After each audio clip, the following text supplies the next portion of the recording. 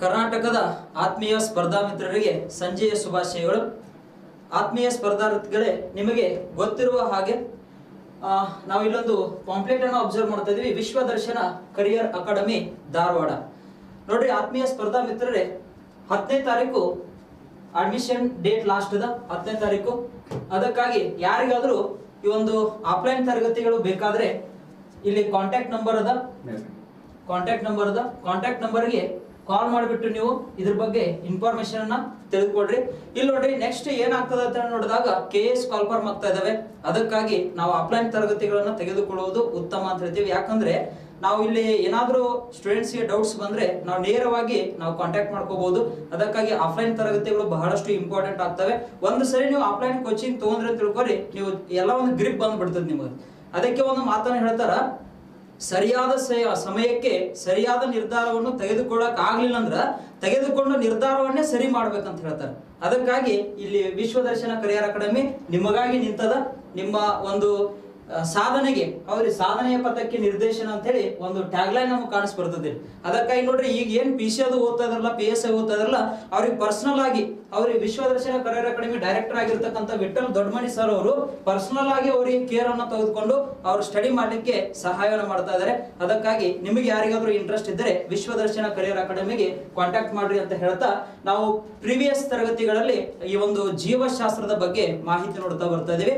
Biology, the biology word is coined by Lamarck ಅಂತ ಹೇಳಿ ನಿಮಗೆ ಯಾವಾಗ್ಲೂ ಗೊತ್ತಿರಬೇಕು. ಒಂದು ಜೀವಶಾಸ್ತ್ರ ಅಂತ ಹೇಳಿ ನೋಡಿದಾಗ ಜೀವಿಗಳ ಕುರಿತಾದ ಅಧ್ಯಯನವನ್ನ ಏನೆಂದು ಕರೆಯುತ್ತೇವೆ? ಜೀವಶಾಸ್ತ್ರ ಅಂತ ಹೇಳಿ ನೋಡಿದೀವಿ. ಈ ಒಂದು ಜೀವಶಾಸ್ತ್ರ ಅಂತ ನೋಡಿದ್ರೆ ನಾವು ಸಜೀವಿಗಳು ಅಂತ ಹೇಳಿ ಕೊಡ್ತಾ ಇದೀವಿ. ಸಜೀವಿಗಳು ಮತ್ತು ನಿರ್ಜೀವಿಗಳಿಗೆ ವ್ಯತ್ಯಾಸ ಅಂತ ಹೇಳಿದಾಗ ನಿಮಗೆ ಆಲ್ರೆಡಿ ಗೊತ್ತದ. ಜೀವಿಗಳು ಉಸಿರಾಟ ಮಾಡುತ್ತವೆ, ಸಂತಾನೋತ್ಪತ್ತಿ ನಡೆಸುತ್ತವೆ, ಜೀವಿಗಳಲ್ಲಿ ಜೀರ್ಣಕ್ರಿಯೆ ನಡೆಯುತ್ತದೆ ಅಂತ ಹೇಳಿ ನೋಡ್ತಾ ಇದೀವಿ. ಈ ರೀತಿ ಮಾಹಿತಿ ನೋಡಿದೀವಿ. ಇಲ್ಲಿ ಒಂದು ಸಜೀವಿಗಳ ಮೂಲಭೂತ ಘಟಕ ಯಾವುದು ಅಂತೇಳಿ ಕೇಳಿದರೆ, ಸಜೀವಿಗಳ ಮೂಲಭೂತ ಘಟಕ ಜೀವಕೋಶ ಅಂತ ಹೇಳಿ ನೋಡಿದ್ರು. ಸಜೀವಿಗಳ ಮೂಲಭೂತ ಘಟಕ ಯಾವುದು? ಜೀವಕೋಶ. ಶೆಲ್ ಅಂತ ಹೇಳ್ತೀವಿ ನಾವು.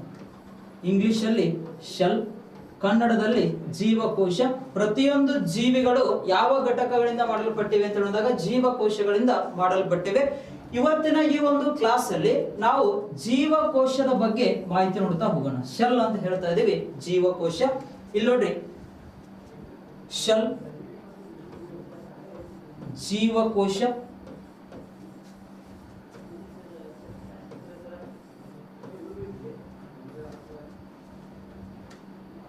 ಜೀವಕೋಶ. ಇಲ್ಲಿ ಜೀವಕೋಶ ಅಂತ ಹೇಳಿ ನೋಡಿದಾಗ ಇದೊಂದು ಏನಾಗಿವೆ ಅಂತ ಹೇಳಿ ನೋಡಿದಾಗ ಈ ಒಂದು ಸಜೀವಿಗಳ ಮೂಲಭೂತ ಘಟಕ ಅಂತ ಹೇಳ್ತೀವಿ.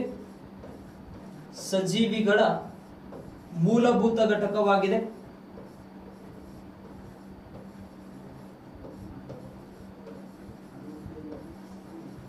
ಸಜೀವಿಗಳ ಮೂಲಭೂತ ಘಟಕವೇ ಜೀವಕೋಶ.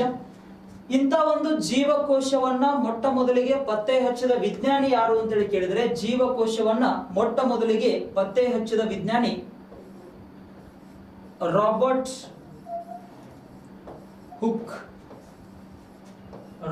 ಹುಕ್. ಲಿವನ್ ಹಾಕ್ ಬೇರೆ, ರಾಬರ್ಟ್ ಹುಕ್ ಬೇರೆ. ಗೊತ್ತಿರಬೇಕು. ಈ ಮೊಟ್ಟ ಮೊದಲಿಗೆ ಜೀವಕೋಶವನ್ನ ಪತ್ತೆ ಹಚ್ಚಿದ ವಿಜ್ಞಾನಿ ಯಾರು?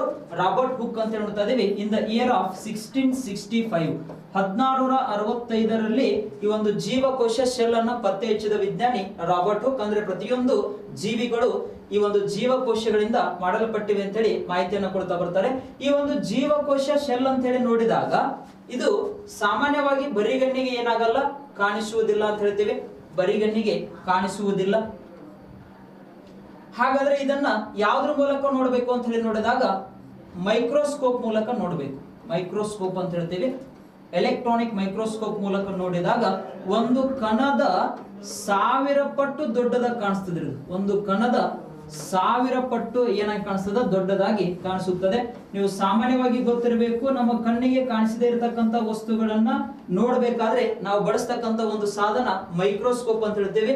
ಇಂಥ ಒಂದು ಮೈಕ್ರೋಸ್ಕೋಪ್ ಅನ್ನ ಕಂಡುಹಿಡಿದ ವಿಜ್ಞಾನಿ ಯಾರು ಅಂತ ಹೇಳಿ ಕೇಳಿದ್ರೆ ಅವರೇ ಲಿವನ್ ಹಾಕ್. ಆಂಟೋನಿ ವಾನ್ ಲಿವನ್ ಹಾಕ್. ಈ ಲಿವನ್ ಹಾಕ್ ಅವರನ್ನ ಏನಂತೇಳಿ ಕರಿತೀವಿ ನಾವು, ಈ ಒಂದು ಮೈಕ್ರೋಬಯಾಲಜಿಯ ಪಿತಾಮಹ ಅಂತೇಳಿ ಕೊಡ್ತಾ ಇದೀವಿ. ಫಾದರ್ ಆಫ್ ಮೈಕ್ರೋಬಯಾಲಜಿ ಯಾರು? ಲಿವನ್ ಹಾಕ್. ಇವರು ಯಾವ ಒಂದು ಸಾಧನವನ್ನು ತಯಾರಿಸಿದ್ದಾರೆ? ಮೈಕ್ರೋಸ್ಕೋಪ್ ಅಂತಕ್ಕಂಥ ಒಂದು ಸಾಧನವನ್ನು ತಯಾರಿಸಿದ್ದಾರೆ. ಇಲ್ಲಿ ನೋಡ್ರಿ, ಈ ಒಂದು ಜೀವಕೋಶಗಳು ಬರಿಗಣ್ಣಿಗೆ ಕಾಣುವುದಿಲ್ಲ, ಇದನ್ನ ಎಲೆಕ್ಟ್ರಾನಿಕ್ ಮೈಕ್ರೋಸ್ಕೋಪ್ ಮೂಲಕ ನೋಡಬೇಕು. ಒಂದು ಕಣದ 1000 ಪಟ್ಟು ದೊಡ್ಡದಾಗಿ ಕಾಣಿಸ್ತದೆ ಇಲ್ಲಿ ಮೈಕ್ರೋಸ್ಕೋಪ್ ಅಲ್ಲಿ ಅಂತ ಹೇಳಿ ಕೊಡ್ತಾ ಇದೀವಿ. ಇಲ್ಲಿ ನೋಡ್ರಿ, ಈ ಒಂದು ಶೆಲ್ ಅಂತ ಹೇಳಿ ನೋಡಿದಾಗ, ಲ್ಯಾಟಿನ್ ಅಂತ ಹೇಳಿ ನೋಡಿದ್ರೆ, ಲ್ಯಾಟಿನ್ ಅಲ್ಲಿ ಇದನ್ನ ಶೆಲ್ಲುಲಾ ಅಂತ ಕರಿತೀವಿ ನಾವು. ಲ್ಯಾಟಿನ್ ಅಲ್ಲಿ ಶೆಲ್ಲುಲಾ ಅಂತ ಹೇಳ್ತೀವಿ. ಶೆಲ್ಲುಲಾ ಅಂದ್ರೆ ಸ್ಮಾಲ್ ರೂಮ್ ಅಂತ ಹೇಳಿ ಕರಿತೀವಿ. ಸ್ಮಾಲ್ ರೂಮ್, ಸಣ್ಣ ಕೊಠಡಿ ಅಂತ ಹೇಳಿ ಕರಿತಾ ಇದೀವಿ. ಜೀವಕೋಶ ಅಂದ್ರೆ ಲ್ಯಾಟಿನ್ ಅಂತ ಹೇಳಿದಾಗ ಲ್ಯಾಟಿನ್ ಶೆಲ್ಲುಲಾ ಅಂತ ಹೇಳಿ ಕೊಡ್ತಾ ಇದೀವಿ. ಈ ಶೆಲ್ಲುಲಾ ಅಂದ್ರೆ ಏನಪ್ಪಾ ಅಂತ ಹೇಳಿದಾಗ ಸ್ಮಾಲ್ ರೂಮ್ಸ್ ಅಂತ ಹೇಳಿ ಕೊಡ್ತಾ ಇದೀವಿ, ಅಂದ್ರೆ ಸಣ್ಣ ಸಣ್ಣ ಕೊಠಡಿಗಳು ಅಂತ ಹೇಳ್ತಾ ಇದೀವಿ. ಈ ರೀತಿ ಶೆಲ್ಲುಲಾ ಅಂತ ಹೇಳಿ ಮಾಹಿತಿ ನೋಡಿದೀವಿ. ಈ ಒಂದು ಜೀವಕೋಶ ಅಂತ ಹೇಳಿದಾಗ ಜೀವಕೋಶಗಳ ಕುರಿತಾದ ಅಧ್ಯಯನವನ್ನು ಯಾವ ಲಾಜಿ ಎನ್ನುವರು ಅಂತ ಹೇಳಿ ಪ್ರಶ್ನೆ ಕೇಳ್ತಾನ. The study of cell that is called, ಜೀವಕೋಶಗಳ ಕುರಿತಾದ ಅಧ್ಯಯನವನ್ನು ದ ಸ್ಟಡಿ ಆಫ್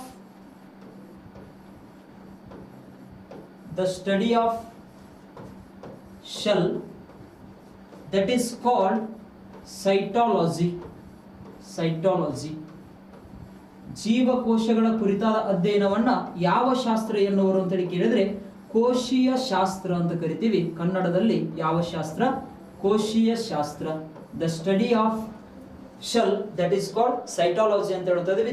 ಈ ಒಂದು ಶೆಲ್ಗಳ ಕುರಿತಾದ ಅಧ್ಯಯನ ಸೈಟಾಲಜಿ, ಕೋಶೀಯ ಶಾಸ್ತ್ರ ಅಂತ ಹೇಳಿ ಕನ್ನಡದಲ್ಲಿ ಕರಿತಾ ಇದೀವಿ. ಈ ರೀತಿ ಒಂದು ಬೇಸಿಕ್ ಐಡಿಯಾ ಅಂತ ನೋಡ್ತೀವಿ. ಈ ಒಬ್ಬ ವ್ಯಕ್ತಿಯಲ್ಲಿ ಎಷ್ಟು ಜೀವಕೋಶಗಳು ಕಂಡು ಬರುತ್ತವೆ ಅಂತ ಹೇಳಿ ನೋಡಿದಾಗ, ವ್ಯಕ್ತಿಯ ದೇಹದ ತೂಕ, ವೇಟ್ ಆಫ್ ಹ್ಯೂಮನ್ ಬಾಡಿ ಅಂತ ಹೇಳಿ ಕೊಡ್ತಾ ಇದೀವಿ. Weight of human body into 10⁻15 ಮಾಡಿದಾಗ ಏನ್ ಆನ್ಸರ್ ಬರ್ತದೋ ಅಷ್ಟು ಜೀವಕೋಶಗಳು ಒಂದು ಜೀವಿಯಲ್ಲಿ ಕಂಡು ಬರುತ್ತವೆ ಅಂತ ಹೇಳಿ ಕೊಡ್ತಾ ಇದೀವಿ.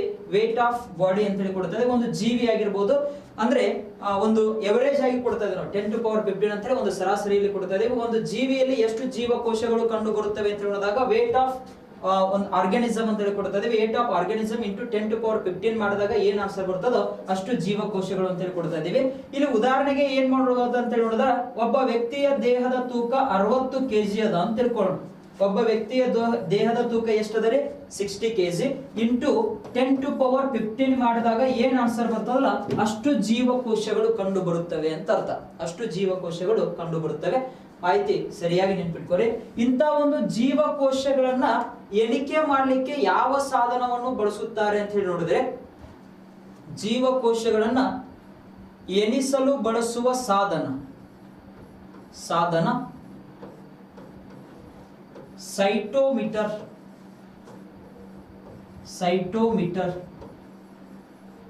ಜೀವಕೋಶಗಳನ್ನು ಎಣಿಸಲು ಬಳಸುವ ಸಾಧನ ಯಾವುದು ಅಂತ ಹೇಳಿ ಕೇಳಿದ್ರೆ ಸೈಟೋಮೀಟರ್ ಅಂತ ಹೇಳಿ ಕೊಡ್ತಾ ಇದೀವಿ. The study of cell that is called cytology ಅಂತ ಹೇಳಿ ಒಂದು ಬೇಸಿಕ್ ಪಾಯಿಂಟ್ಸ್ ಗಳು ನಿಮಗೆ ಗೊತ್ತಿರಬೇಕು. ಇಂಥ ಒಂದು ಜೀವಕೋಶವನ್ನ ಮೊಟ್ಟ ಮೊದಲಿಗೆ ಪತ್ತೆ ಹಚ್ಚಿದ ವಿಜ್ಞಾನಿ ಯಾರು ಅಂತ ಹೇಳಿ ಕೇಳಿದ್ರೆ Robert Hooke in the year of 1665 ಅಂತ ಹೇಳ್ತೀವಿ. ಈ ರೀತಿ ಜೀವಕೋಶದ ಬಗ್ಗೆ ಬೇಸಿಕ್ ಐಡಿಯಾ. ಅನೇಕ ಜೀವಕೋಶಗಳು ಸೇರಿಕೊಂಡು ಒಂದು ಅಂಗಾಂಶ ರಚನೆಯಾಗುತ್ತದೆ. ಅನೇಕ ಅಂಗಾಂಶಗಳು ಸೇರಿಕೊಂಡು ಏನಾಗ್ತದ, ಒಂದು ಅಂಗ ರೆಡಿ ಆಗ್ತದ. ಅನೇಕ ಅಂಗಗಳು ಸೇರಿಕೊಂಡು ಒಂದು ಅಂಗ ವ್ಯವಸ್ಥೆಯಾಗುತ್ತದೆ ಅಂತ ಹೇಳಿ ಆಲ್ರೆಡಿ ಮಾಹಿತಿಯನ್ನು ನೋಡಿದೀವಿ. ಇಲ್ಲಿ ನೋಡ್ರಿ, ಜೀವಕೋಶಗಳು ಅಂತ ಹೇಳಿ ನೋಡಿದಾಗ ಮೊಟ್ಟ ಮೊದಲಿಗೆ ಈ ಒಂದು ಕೋಶ ಸಿದ್ಧಾಂತ ಅಂತ ಹೇಳಿ ನೋಡ್ತೀವಿ ನಾವು. ಯಾವ ಸಿದ್ಧಾಂತ? ಕೋಶ ಸಿದ್ಧಾಂತ, ಶೆಲ್ ಥಿಯರಿ. ಕೋಶ ಸಿದ್ಧಾಂತ, ಶೆಲ್ ಥಿಯರಿ ಅಂತ ಹೇಳ್ತೀವಿ. ಕೋಶ ಸಿದ್ಧಾಂತವನ್ನು ಮೊಟ್ಟ ಮೊದಲಿಗೆ ಮಂಡಿಸಿದ ವಿಜ್ಞಾನಿಗಳು ಯಾರು ಅಂತ ಹೇಳಿ ನೋಡಿದಾಗ, ಕೋಶ ಸಿದ್ಧಾಂತವನ್ನು ಮಂಡಿಸಿದ ಇಬ್ಬರು ವಿಜ್ಞಾನಿಗಳು. ಒಬ್ರು ಜೇಕಬ್ ಶ್ಲೀಡನ್,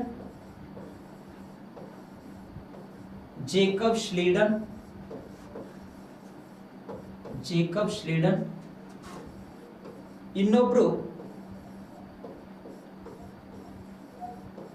ಥಿಯೋಡಾರ್ ಶ್ವಾನ್ ಅಂತ ಹೇಳ್ತೀವಿ. ಎಕ್ಸಾಮ್ ದೃಷ್ಟಿಯಿಂದ ಈ ಎರಡು ಹೆಸರುಗಳು ಬಹಳ ಇಂಪಾರ್ಟೆಂಟ್ ಆಗ್ತವ. ಅಂದರೆ ಕೋಶ ಸಿದ್ಧಾಂತವನ್ನು ಮಂಡಿಸಿದ ಇಬ್ಬರು ವಿಜ್ಞಾನಿಗಳು ಯಾರು ಅಂತೇಳಿ ಪ್ರಶ್ನೆ ಕೇಳಿದ್ರೆ ಜೇಕಬ್ ಶ್ಲೀಡನ್ ಮತ್ತು ಥಿಯೋಡಾರ್ ಶಾನ್ ಅಂತ ಹೇಳ್ತಾ ಇದೀವಿ. ಜೇಕಬ್ ಶ್ಲೀಡನ್ ಅಂಡ್ ಥಿಯೋಡಾರ್ ಶಾನ್ ಅಂತ ಹೇಳಿ ಕೊಡ್ತಾ ಇದೀವಿ. ಯಾವಾಗ ಈ ಒಂದು ಕೋಶ ಸಿದ್ಧಾಂತವನ್ನು ಮಂಡಿಸುತ್ತಾರೆ ಅಂತ ಹೇಳಿ ನೋಡಿದ್ರೆ ಇನ್ ದ ಇಯರ್ ಆಫ್ 1838-39 1838-39ರಲ್ಲಿ ಕೋಶ ಸಿದ್ಧಾಂತವನ್ನು ಮಂಡಿಸಿದ ಇಬ್ಬರು ವಿಜ್ಞಾನಿಗಳು ಜೇಕಬ್ ಶ್ಲೀಡನ್ ಮತ್ತು ಥಿಯೋಡಾರ್ ಶಾನ್ ಅಂತ ಹೇಳ್ತಾ ಇದೀವಿ. ಥಿಯೋಡಾರ್ ಶಾನ್ ಈ ರೀತಿ ಶೆಲ್ ಥಿಯರಿ ಮಂಡಿಸ್ತಾರೆ. ಹಾಗಾದ್ರೆ ಈ ಒಂದು ಕೋಶ ಸಿದ್ಧಾಂತದ ಪ್ರಕಾರ ಹೇಳಿಕೆಗಳನ್ನ ಗಮನಿಸಿದಾಗ ಕೋಶ ಸಿದ್ಧಾಂತದ ಹೇಳಿಕೆಗಳು ಏನಪ್ಪಾ ಅಂತ ಹೇಳಿ ನೋಡಿದಾಗ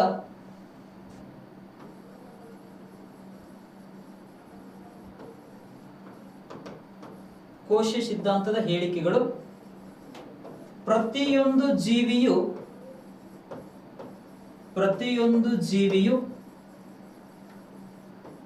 ಜೀವಕೋಶಗಳಿಂದ ಮಾಡಲ್ಪಟ್ಟಿದೆ. ಜೀವಕೋಶಗಳಿಂದ ಮಾಡಲ್ಪಟ್ಟಿದೆ.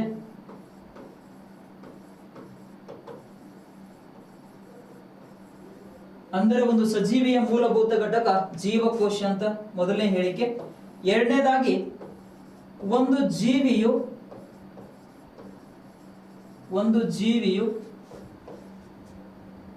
ಒಂದು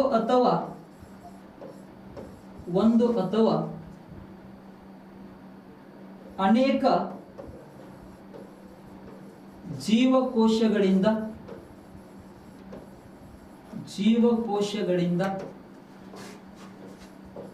ಮಾಡಲ್ಪಟ್ಟಿರುತ್ತವೆ.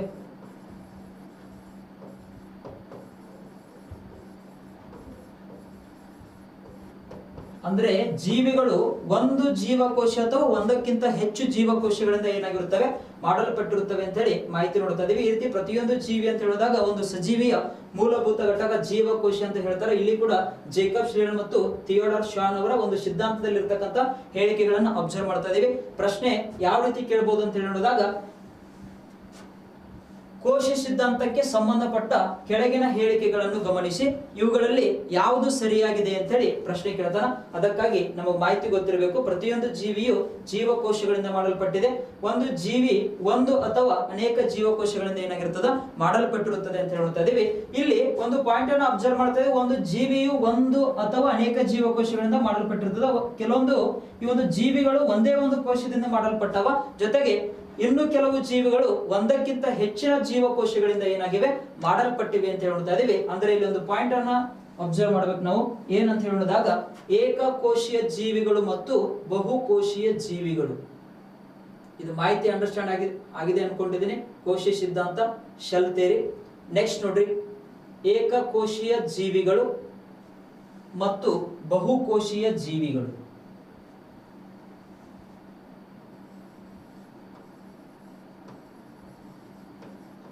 ಏಕಕೋಶೀಯ ಜೀವಿಗಳು ಮತ್ತು ಬಹುಕೋಶೀಯ ಜೀವಿಗಳು.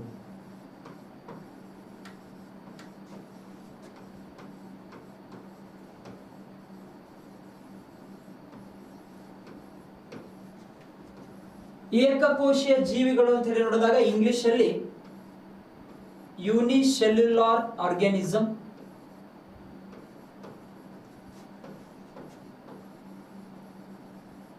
unicellular organisms and multicellular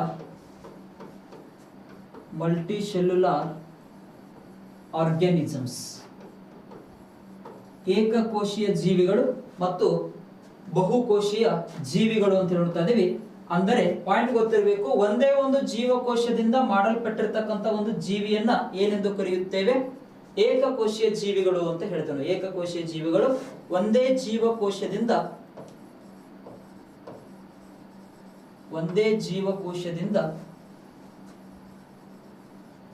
ಮಾಡಲ್ಪಟ್ಟಿರುವ ಜೀವಿಗಳನ್ನು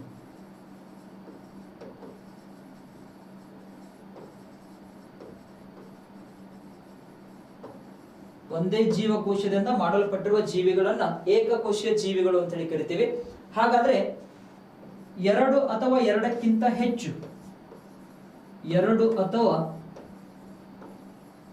2ಕ್ಕಿಂತ ಹೆಚ್ಚು ಜೀವಕೋಶಗಳಿಂದ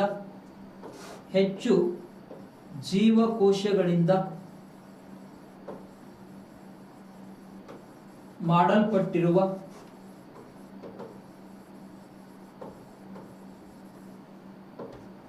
ಜೀವಿಗಳನ್ನ ಏನಂತ ಹೇಳಿ ಕರಿತೀವಿ, ಬಹುಕೋಶೀಯ ಜೀವಿಗಳು ಅಂತ ಹೇಳಿ ಕೊಡ್ತಾ ಇದೀವಿ. ಇಲ್ಲಿ ನೋಡ್ರಿ, ಈ ಒಂದು ಏಕಕೋಶೀಯ ಜೀವಿಗಳು ಅಂತ ಹೇಳಿ ನೋಡಿದಾಗ ಉದಾಹರಣೆ ಏನ್ ಕೊಡಬಹುದು ಅಂತ ಹೇಳಿ ನೋಡಿದ್ರೆ, ಎಕ್ಸಾಂಪಲ್ ನಿಮ್ಗೆ ಗೊತ್ತದ ಎಕ್ಸಾಂಪಲ್ಸ್ ಏನಪ್ಪಾ ಅಂತ ಹೇಳಿದಾಗ ಅಮೀಬಾ,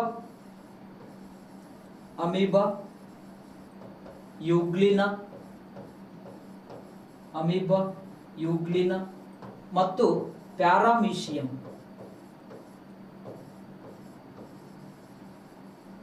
ನೋಡ್ರಿ, ಎಲ್ಲರಿಗೂ ಗೊತ್ತಿರ್ತದೆ, ನೀವು ಎಲ್ಲ ಹೆಸರನ್ನ ಕೇಳಿರ್ತೀರಿ.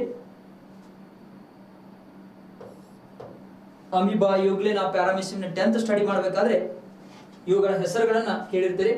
ಅದೇ ರೀತಿ ಇನ್ನುಳಿದ ಮ್ಯಾಟರ್ ಗಳನ್ನ ಕೂಡ ನೀವು ಏನ್ ಮಾಡ್ತಾ ಬರಬೇಕು, ನೆನಪಿಟ್ಕೊಳ್ತಾ ಬರಬೇಕು. ಅಂದ್ರೆ ಈ ಒಂದು ಕಲಾ ಮತ್ತು ವಾಣಿಜ್ಯ ವಿಭಾಗದ ವಿದ್ಯಾರ್ಥಿಗಳಿಗೆ ಅಮೀಬಾ, ಯೂಗ್ಲಿನ, ಪ್ಯಾರಾಮೀಶಿಯಂ ಇಷ್ಟು ಹೆಸರು ನೆನಪಿರ್ತಾವ.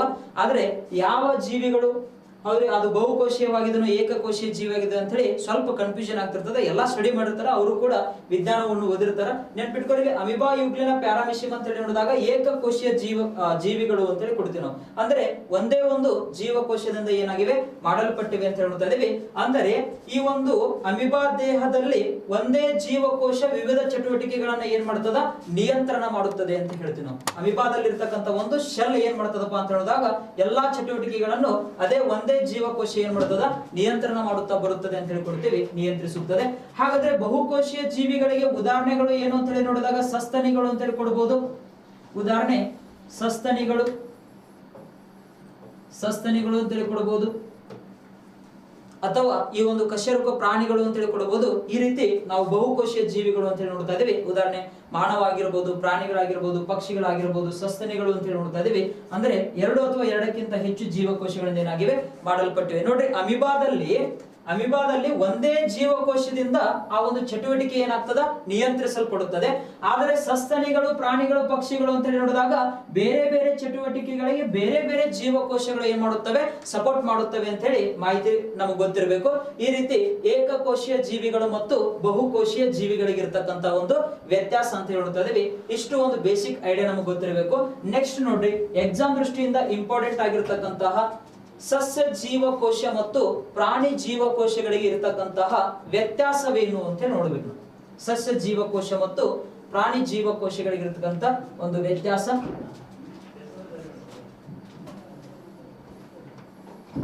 ಸಸ್ಯ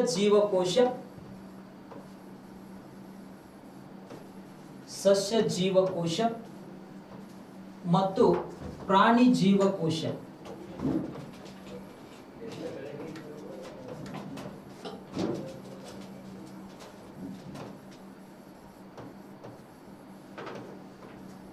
ಪ್ಲಾಂಟ್ ಸೆಲ್ ಮತ್ತು ಅನಿಮಲ್ ಸೆಲ್ ಗಳಿಗೆ ಇರತಕ್ಕಂತಹ ವ್ಯತ್ಯಾಸವೇನೆಂದರೆ, plant cell and animal cell. ಪ್ರಶ್ನೆ ಬೇಸಿಕ್ ಆಗಿ ಹೆಂಗೆ ಕೇಳಬಹುದು ಅಂತ ಹೇಳಿದಾಗ, ಇವುಗಳಲ್ಲಿ ಯಾವ ಜೀವಕೋಶ ದೊಡ್ಡದಾಗಿದೆ ಅಂತ ಹೇಳಿ ಪ್ರಶ್ನೆ ಕೇಳಬಹುದು. ಯಾವ ಜೀವಕೋಶ ದೊಡ್ಡದಾಗಿದೆ ಅಂತ ಹೇಳಿ ಪ್ರಶ್ನೆ ಕೇಳಿದ್ರೆ, ಇಲ್ಲಿ ಪ್ರಾಣಿ ಜೀವಕೋಶಕ್ಕಿಂತ ಸಸ್ಯ ಜೀವಕೋಶ ಏನಾಗಿದೆ, ದೊಡ್ಡದಾಗಿದೆ. ಸಸ್ಯ ಜೀವಕೋಶ ದೊಡ್ಡದಾಗಿದೆ. ಪ್ರಾಣಿ ಜೀವಕೋಶ ಏನಾಗಿದೆ, ಚಿಕ್ಕದಾಗಿದೆ ಅಂತ ಹೇಳಿ ಬರ್ತೀವಿ. ಸಸ್ಯ ಜೀವಕೋಶ ಮತ್ತು ಪ್ರಾಣಿ ಜೀವಕೋಶ ಅಂತ ಹೇಳಿ ನೋಡಿದಾಗ ಆಕಾರದ ಬಗ್ಗೆ ನಮಗೆ ಐಡಿಯಾ ಇರಬೇಕು. ಅಂದ್ರೆ ಈ ಒಂದು ಸಸ್ಯ ಜೀವಕೋಶ ಯಾವ ಆಕಾರದಲ್ಲಿ ಕಂಡು ಬರುತ್ತದೆ ಅಂತ ಹೇಳಿ ಕೇಳಿದ್ರೆ, ಸಸ್ಯ ಜೀವಕೋಶ ಇದು ಆಯತಾಕಾರದಲ್ಲಿ ಕಂಡು ಬರುತ್ತದೆ. ಆಯತಾಕಾರದಲ್ಲಿ ಕಂಡು ಬರುತ್ತದೆ. ಪ್ರಾಣಿ ಜೀವಕೋಶ ಯಾವ ಆಕಾರವನ್ನು ಹೊಂದಿದೆ ಅಂತ ನೋಡಿದ್ರೆ ಗೋಳಾಕಾರ ಅಂತ ಕೊಡ್ತಾರೆ. ಗೋಳಾಕಾರದಲ್ಲಿ ಕಂಡು ಬರುತ್ತದೆ.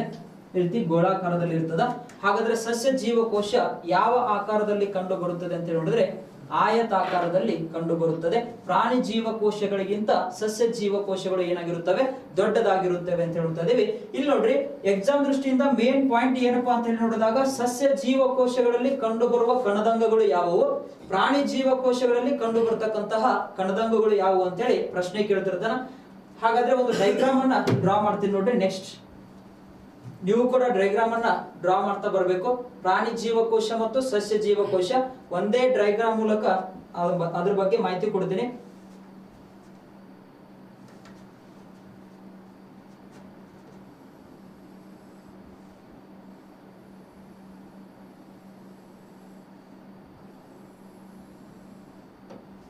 ಈ ರೀತಿ ಶೆಲ್ ಡೈಗ್ರಾಮ್ ಅನ್ನ ನೀವು 7th ಕ್ಲಾಸ್ ಹಿಡಿದ ಡ್ರಾ ಮಾಡ್ತಾ ಬಂದಿರಿ.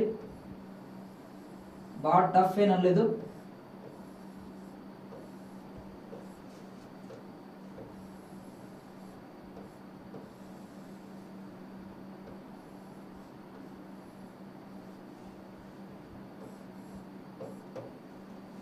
ಈ ರೀತಿ ಶೆಲ್ ಡೈಗ್ರಾಮ್ ನೋಡ್ತಾ ಇದ್ರಿ.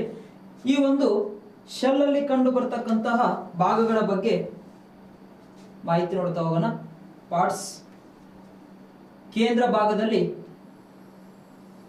ನ್ಯೂಕ್ಲಿಯಸ್, ನ್ಯೂಕ್ಲಿಯೋಲಸ್,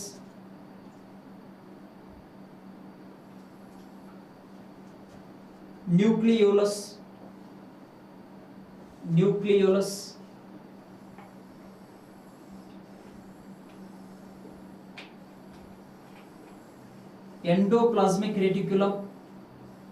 ನೆಕ್ಸ್ಟ್ ಡಯಾಗ್ರಾಮ್ ನೋಡ್ರಿ, ಎಂಡೋಪ್ಲಾಸ್ಮಿಕ್ ರೆಟಿಕ್ಯುಲಮ್,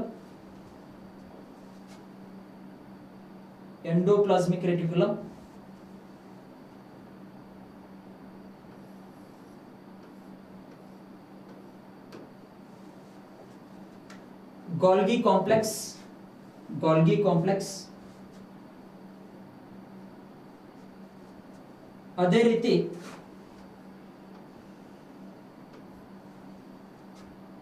ಲೈಸೋಸೋಮ್,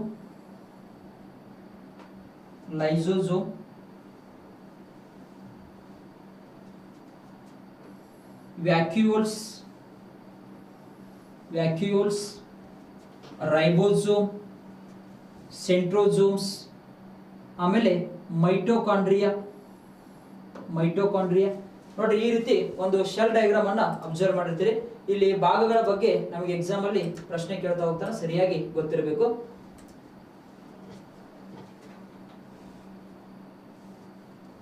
ನೋಡ್ರಿ, ಮೊದಲನೇದಾಗಿ Golgi complex.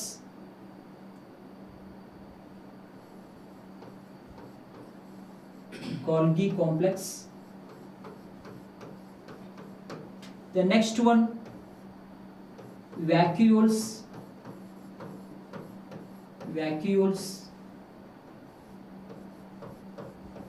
nucleus,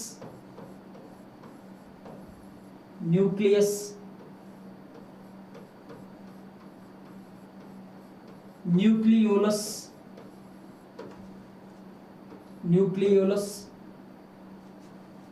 chloroplasts,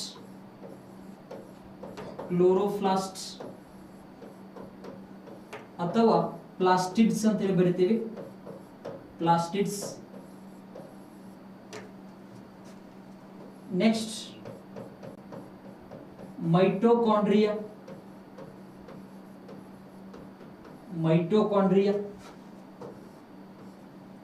lysosome, ribosome,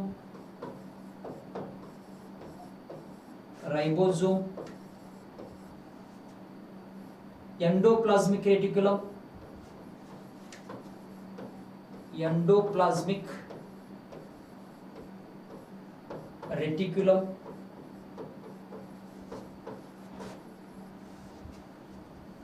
ಅದೇ ರೀತಿ ಈ ಒಂದು ಜೀವಕೋಶದ ಮೇಲ್ಭಾಗವನ್ನು ಅಬ್ಸರ್ವ್ ಮಾಡ್ತಾ ಇದ್ರಿ. ಇದನ್ನ ಶೆಲ್ ವಾಲ್ ಅಂತ ಹೇಳ್ತೀವಿ ನಾವು.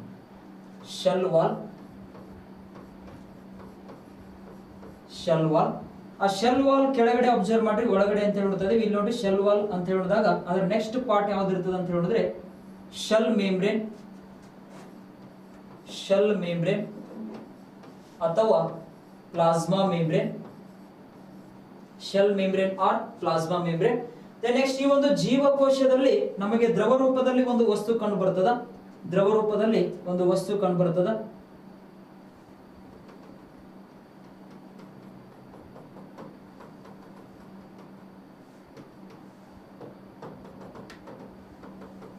ಇದನ್ನ ಏನ್ ಹೇಳ್ತೀವಿ ಅಂತ ಹೇಳಿದಾಗ ಸೈಟೋಪ್ಲಾಸಮ್ ಅಂತ ಹೇಳಿದ್ವಿ. ಕೋಶ ದ್ರವ್ಯ, ಸೈಟೋಪ್ಲಾಸ್ಮಾ, ಕನ್ನಡದಲ್ಲಿ ಕೋಶ ದ್ರವ್ಯ ಅಂತ ಹೇಳ್ತೀವಿ. ಇಲ್ಲಿ ನೋಡಿ ಈ ರೀತಿ ಒಂದು ಪ್ರಾಣಿ ಜೀವಕೋಶ ಮತ್ತು ಸಸ್ಯ ಜೀವಕೋಶ ಒಂದೇ ಡಯಾಗ್ರಾಮ್ ಮೂಲಕ ನಾನು ಎಕ್ಸ್ಪ್ಲೇನ್ ಕೊಡ್ತಾ ಇದ್ದೀನಿ. ನೀವು ಅಲ್ಲಿ ಏನೇನ್ ಡಿಫರೆನ್ಸ್ ಅಂತ ಹೇಳ್ತಾ ಹೋಗ್ತೀನಿ, ನೋಟ್ ಡೌನ್ ಮಾಡ್ತಾ ಹೋಗ್ರಿ. ಇಲ್ಲಿ ಈ ರೀತಿ ಪ್ರತಿಯೊಂದು ಜೀವಕೋಶಗಳು ಯಾವರಿಂದ ಮಾಡಲ್ಪಟ್ಟಿವೆ ಅಂತ ಹೇಳಿ ನೋಡಿದಾಗ ಈ ಒಂದು ಶೆಲ್ ಮೆಂಬ್ರೇನ್, ಆಮೇಲೆ ಸೈಟೋಪ್ಲಾಸ್ಮಾ, ಆಮೇಲೆ ನ್ಯೂಕ್ಲಿಯಸ್ ಅಂತ ಹೇಳಿ ಕೊಡ್ತಾ ಇದ್ದೇನೆ. ಅಂದರೆ ಕೋಶ ಪೊರೆ, ಕೋಶ ದ್ರವ್ಯ ಮತ್ತು ಕೋಶ ಕೇಂದ್ರಗಳಿಂದ ಪ್ರತಿಯೊಂದು ಜೀವಕೋಶಗಳು ಏನಾಗಿವೆ ಮಾಡಲ್ಪಟ್ಟಿವೆ ಅಂತ ಹೇಳ್ತಾ ಇದೀವಿ. ಕೋಶ ಕೇಂದ್ರ ನ್ಯೂಕ್ಲಿಯಸ್, ಅದೇ ರೀತಿ ಶೆಲ್ ಮೆಂಬ್ರೇನ್ ಅಂದ್ರೆ ಇದನ್ನ ಕೋಶ ಪೊರೆ ಅಂತ ಹೇಳಿ ಕರಿತೀವಿ ಅಥವಾ ಪ್ಲಾಸ್ಮಾ ಮೆಂಬ್ರೇನ್ ಅಂತ ಹೇಳಿ ಕೊಟ್ಟಿರ್ತಾನ. ನೆಕ್ಸ್ಟ್ ಪಾಯಿಂಟ್ ನೋಡ್ರಿ, ಸೈಟೋಪ್ಲಾಸ್ಮಾ ಅಂತ ಹೇಳಿ ಕೊಡ್ತಾ ಇದೀವಿ. ಕನ್ನಡದಲ್ಲಿ ಕೋಶ ದ್ರವ್ಯ ಅಂತ ಹೇಳ್ತೀವಿ. ಕೋಶ ದ್ರವ್ಯ, ಕೋಶ ಪೊರೆ ಮತ್ತು ನ್ಯೂಕ್ಲಿಯಸ್ ಗಳಿಂದ ಪ್ರತಿಯೊಂದು ಜೀವಕೋಶ ಏನಾಗಿರ್ತದ ಮಾಡಲ್ಪಟ್ಟಿರುತ್ತದೆ ಅಂತ ಹೇಳ್ತೀವಿ. ಇಲ್ಲಿ ಮೊದಲನೇದಾಗಿ ಒಂದೊಂದು ಪಾರ್ಟ್ಸ್ ಗಳ ಬಗ್ಗೆ ಮಾಹಿತಿ ನೋಡ್ತಾ ಹೋಗೋಣ. ಒಂದೊಂದು ಪಾರ್ಟ್ಸ್ ಬಗ್ಗೆ ಮಾಹಿತಿ ನೋಡ್ರಿ. ಇಲ್ಲಿ ಫಸ್ಟ್ ಪಾಯಿಂಟ್ ಶೆಲ್ ವಾಲ್ ಅಂತ ಹೇಳ್ತೀವಿ ನಾವು. ಶೆಲ್ ವಾಲ್, ಶೆಲ್ ವಾಲ್ಗೆ ಕನ್ನಡದಲ್ಲಿ ಏನೆಂದು ಕರೆಯುತ್ತೇವೆ ಅಂತ ಹೇಳಿ ನೋಡಿದಾಗ ಕನ್ನಡದಲ್ಲಿ ಕೋಶ ಭಿತ್ತಿ ಅಂತ ಹೇಳ್ತೀವಿ ನಾವು. ಶೆಲ್ ವಾಲ್ ಕನ್ನಡದಲ್ಲಿ ಕೋಶ ಭಿತ್ತಿ, ಕೋಶ ಭಿತ್ತಿ ಇಲ್ಲಿ ಮೇಲ್ಭಾಗದಲ್ಲಿ ಕಂಡು ಬರ್ತದೆ ನೋಡ್ರಿ, ಅಬ್ಸರ್ವ್ ಮಾಡಿ. ಕೋಶ ಭಿತ್ತಿ ಅಂತ ಹೇಳ್ತಾ ಇದೀವಿ, ಶೆಲ್ ವಾಲ್. ಈ ಒಂದು ಕೋಶ ಭಿತ್ತಿ ಕೇವಲ ಯಾವ ಜೀವಕೋಶಗಳಲ್ಲಿ ಕಂಡು ಬರುತ್ತದೆ ಅಂತ ಹೇಳಿ ಕೇಳಿದರೆ, ನಂಬರ್ 1 ಶೆಲ್ ವಾಲ್, ಕೋಶ ಭಿತ್ತಿ. ಇದು ಕೇವಲ ಸಸ್ಯ ಜೀವಕೋಶಗಳಲ್ಲಿ ಮಾತ್ರ ಕಂಡು ಬರುತ್ತದೆ. ಸಸ್ಯ ಜೀವಕೋಶಗಳಲ್ಲಿ ಮಾತ್ರ ಕಂಡು ಬರುತ್ತದೆ.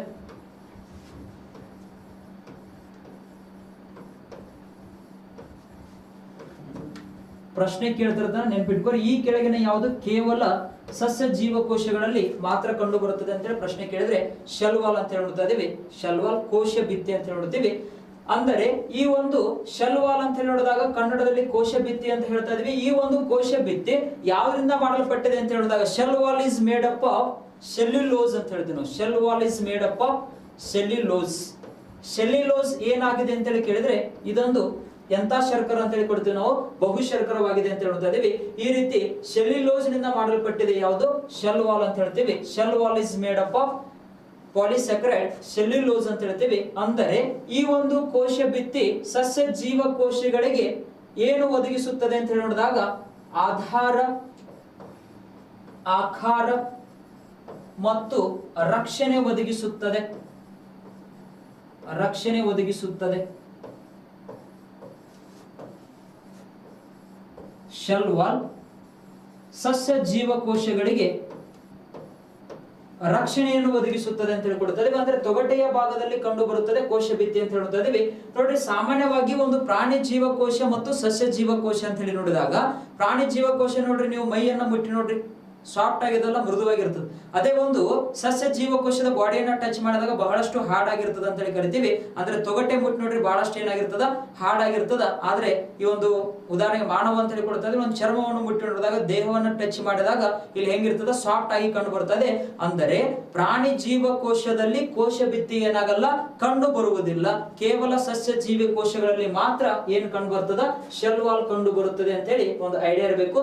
ಈ ಕೋಶ ಭಿತ್ತಿ ಯಾವ್ದರಿಂದ ಮಾಡಲ್ಪಟ್ಟಿದೆ, ಸೆಲ್ಯುಲೋಸ್ ನಿಂದ ಮಾಡಲ್ಪಟ್ಟಿದೆ. ಈ ಒಂದು ಶೆಲ್ ವಾಲ್ ಸಸ್ಯಗಳಿಗೆ ಆಧಾರ, ಆಕಾರ ಮತ್ತು ರಕ್ಷಣೆಯನ್ನು ಒದಗಿಸುತ್ತವೆ ಅಂತ ಹೇಳ್ತೀವಿ. ಮೇಲ್ಭಾಗದಲ್ಲಿ ಕಂಡು ಬರುತ್ತದೆ. ಈ ರೀತಿ ಈ ಒಂದು ಶೆಲ್ ವಾಲ್ ಬಗ್ಗೆ ಮಾಹಿತಿ. ನೆಕ್ಸ್ಟ್ ನೋಡ್ರಿ, ನೆಕ್ಸ್ಟ್ ಶೆಲ್ ಮೆಂಬ್ರೇನ್ ಅಂತ ಹೇಳಿದೆ ನೋಡ್ರಿ.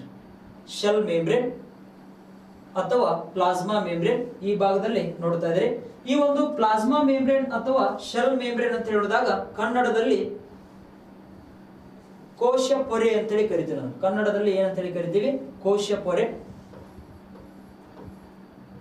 ಕೋಶ ಪೊರೆ ಶೆಲ್ ಮೆಂಬ್ರೇನ್. ಶೆಲ್ ಮೆಂಬ್ರೇನ್ ಈ ಒಂದು ಕೋಶ ಪೊರೆ ಯಾವುದರಿಂದ ಮಾಡಲ್ಪಟ್ಟಿದೆ ಅಂತ ಹೇಳಿ ಕೇಳಿದ್ರೆ ಪ್ರೋಟೀನ್ ಮತ್ತು ಲಿಪಿಡ್ಗಳಿಂದ ಮಾಡಲ್ಪಟ್ಟಿದೆ. ಪ್ರೋಟೀನ್ ಮತ್ತು ಲಿಪಿಡ್ಗಳಿಂದ ಮಾಡಲ್ಪಟ್ಟಿದೆ. ಸೆಂಟ್ರಲ್ ಗವರ್ಮೆಂಟ್ ಎಕ್ಸಾಮ್ಗೆ ಪ್ರಶ್ನೆ ಬಂದದ, SSC ಎಕ್ಸಾಮ್ಗೆ ಪ್ರಶ್ನೆ ಬಂದದ. The shell membrane is made up of protein and lipids ಅಂತ ಹೇಳಿ ಕೊಡ್ತಾ ಇದ್ದೇವೆ. ಪ್ರೋಟೀನ್ ಮತ್ತು ಲಿಪಿಡ್ಗಳಿಂದ ಮಾಡಲ್ಪಟ್ಟಿರ್ತಕ್ಕಂಥ ಈ ಒಂದು ಕೋಶ ಪೊರೆ ಏನ್ ಕೆಲಸ ಮಾಡ್ತದೆ ಅಂತ ಹೇಳಿದಾಗ ಯಾವುದಕ್ಕೆ ಸಹಾಯಕವಾಗಿದೆ ಜೀವಕೋಶಕ್ಕೆ ಅಂತ ಹೇಳಿ ಕೇಳಿದ್ರೆ ಇದು ಜೀವಕೋಶಕ್ಕೆ ಹೊರಗಿನಿಂದ ಶೆಲ್ಗೆ ಅಂತ ಹೇಳಿ ಕೊಡ್ತಾ ಇದ್ದೇವೆ. ಜೀವಕೋಶಕ್ಕೆ ಹೊರಗಿನಿಂದ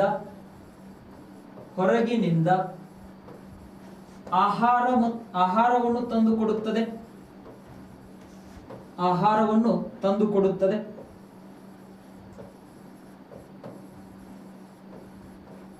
ಹೊರಗಿನಿಂದ ಆಹಾರವನ್ನು ತಂದು ಕೊಡುತ್ತದೆ ಮತ್ತು ಆ ಒಂದು ಜೀವಕೋಶದಲ್ಲಿ ಉಂಟಾಗಿರತಕ್ಕಂತಹ ತ್ಯಾಜ್ಯವನ್ನು ಏನ್ ಮಾಡ್ತದ ಹೊರಗೆ ಹಾಕುತ್ತದೆ ಅಂತ ಹೇಳ್ತೀವಿ. ತ್ಯಾಜ್ಯವನ್ನು ಹೊರಗೆ ಹಾಕುತ್ತದೆ. ಜೀವಕೋಶದಿಂದ ತ್ಯಾಜ್ಯವನ್ನು ಹೊರಗೆ ಹಾಕುತ್ತದೆ. ಈ ರೀತಿ ತನ್ನ ಕಾರ್ಯವನ್ನು ನಿರ್ವಹಿಸ್ತಾ ಇದೆ ಅಂತ ಹೇಳ್ತಾ ಇದೀವಿ. ಯಾವುದು shell membrane or plasma membrane ಅಂತ ಹೇಳಿ ಕೊಡ್ತಾ ಇದೀವಿ. ಕೋಶ ಪೊರೆ ಪ್ರೋಟೀನ್ ಮತ್ತು ಲಿಪಿಡ್ಸ್ ಗಳಿಂದ ಏನಾಗಿದೆ ಮಾಡಲ್ಪಟ್ಟಿದೆ. ಈ ಒಂದು ಕೋಶ ಪೊರೆ ಜೀವಕೋಶಗಳಿಗೆ ಹೊರಗಿನಿಂದ ಏನು ತಂದು ಕೊಡುತ್ತವೆ, ಆಹಾರವನ್ನು ತಂದು ಕೊಡುತ್ತವೆ. ಒಂದು ಜೀವಕೋಶ ಬದುಕಬೇಕಾದ್ರೆ ಅದಕ್ಕೆ ನಾವು ಏನ್ ಹೇಳ್ತೀವಿ, ನ್ಯೂಟ್ರಿಷನ್ ಬೇಕಲ್ಲ, ಪೋಷಣೆ ಬೇಕಂತ ಹೇಳಿದಾಗ ಇಲ್ಲಿ ಈ ಒಂದು ಜೀವಕೋಶಕ್ಕೆ ಫುಡ್ ಅನ್ನ ತಂದು ಕೊಡುವಂತ ಒಂದು ಕೆಲಸವನ್ನು ಮಾಡ್ತದ ಕೋಶ ಪೊರೆ ಅಂತ ಹೇಳಿ ಕೊಡ್ತಾ ಇದೀವಿ. ಜೊತೆಗೆ ಆ ಒಂದು ಶೆಲ್ ಅಲ್ಲಿ ಉಂಟಾಗಿರ್ತಕ್ಕಂಥ ತ್ಯಾಜ್ಯ ವಸ್ತುಗಳನ್ನ ಶೆಲ್ ಇಂದ ಹೊರಗಡೆ ಹಾಕ್ಲಿಕ್ಕೆ ಸಹಾಯಕವಾಗಿದೆ ಯಾವುದು ಕೋಶ ಪೊರೆ ಅಂತ ಹೇಳ್ತಾ ಇದೀವಿ. ಇಲ್ಲಿ ಹೊರಗಿನಿಂದ ಆಹಾರ ಒಳಗೆ ಬರುವುದು ಮತ್ತು ಒಳಗೆ ಇರತಕ್ಕಂತಹ ತ್ಯಾಜ್ಯ ವಸ್ತು ಹೊರಗೆ ಬರುವುದು ಅಂತ ಹೇಳ್ತಾ ಇದೀವಿ. ಈ ಒಂದು ರಾಸಾಯನಿಕ ಯಾವ ಕ್ರಿಯೆ ಮೇಲೆ ನಡೆಯುತ್ತದೆ ಅಂತ ಹೇಳಿ ನೋಡಿದಾಗ ಡಿಫ್ಯೂಷನ್ ಅಂತ ಹೇಳಿ ಕೊಡ್ತೀವಿ ನಾವು. ಡಿಫ್ಯೂಷನ್ ಅಂದರೆ ನೀವು ಕನ್ನಡದಲ್ಲಿ ಹೇಳ್ಬೋದು ಅಭಿಸರಣೆ ಅಂತ ಹೇಳಿ ಕರಿತೀವಿ. ಅಭಿಸರಣೆ ಡಿಫ್ಯೂಷನ್ ಅಂದ್ರೆ ಕನ್ನಡದಲ್ಲಿ ಅಭಿಸರಣೆ. ಈ ರೀತಿ ಅಭಿಸರಣೆ ಅಂದ್ರೆ ಏನು ಗೊತ್ತಿರಬೇಕು, the amount of substance moving from high concentration to low concentration ಅಂತ ಹೇಳ್ತೀವಿ ನಾವು. The amount of substance moving from high concentration to low concentration ಅಂತ ಹೇಳಿ ಕೊಡ್ತಾ ಇದೀವಿ.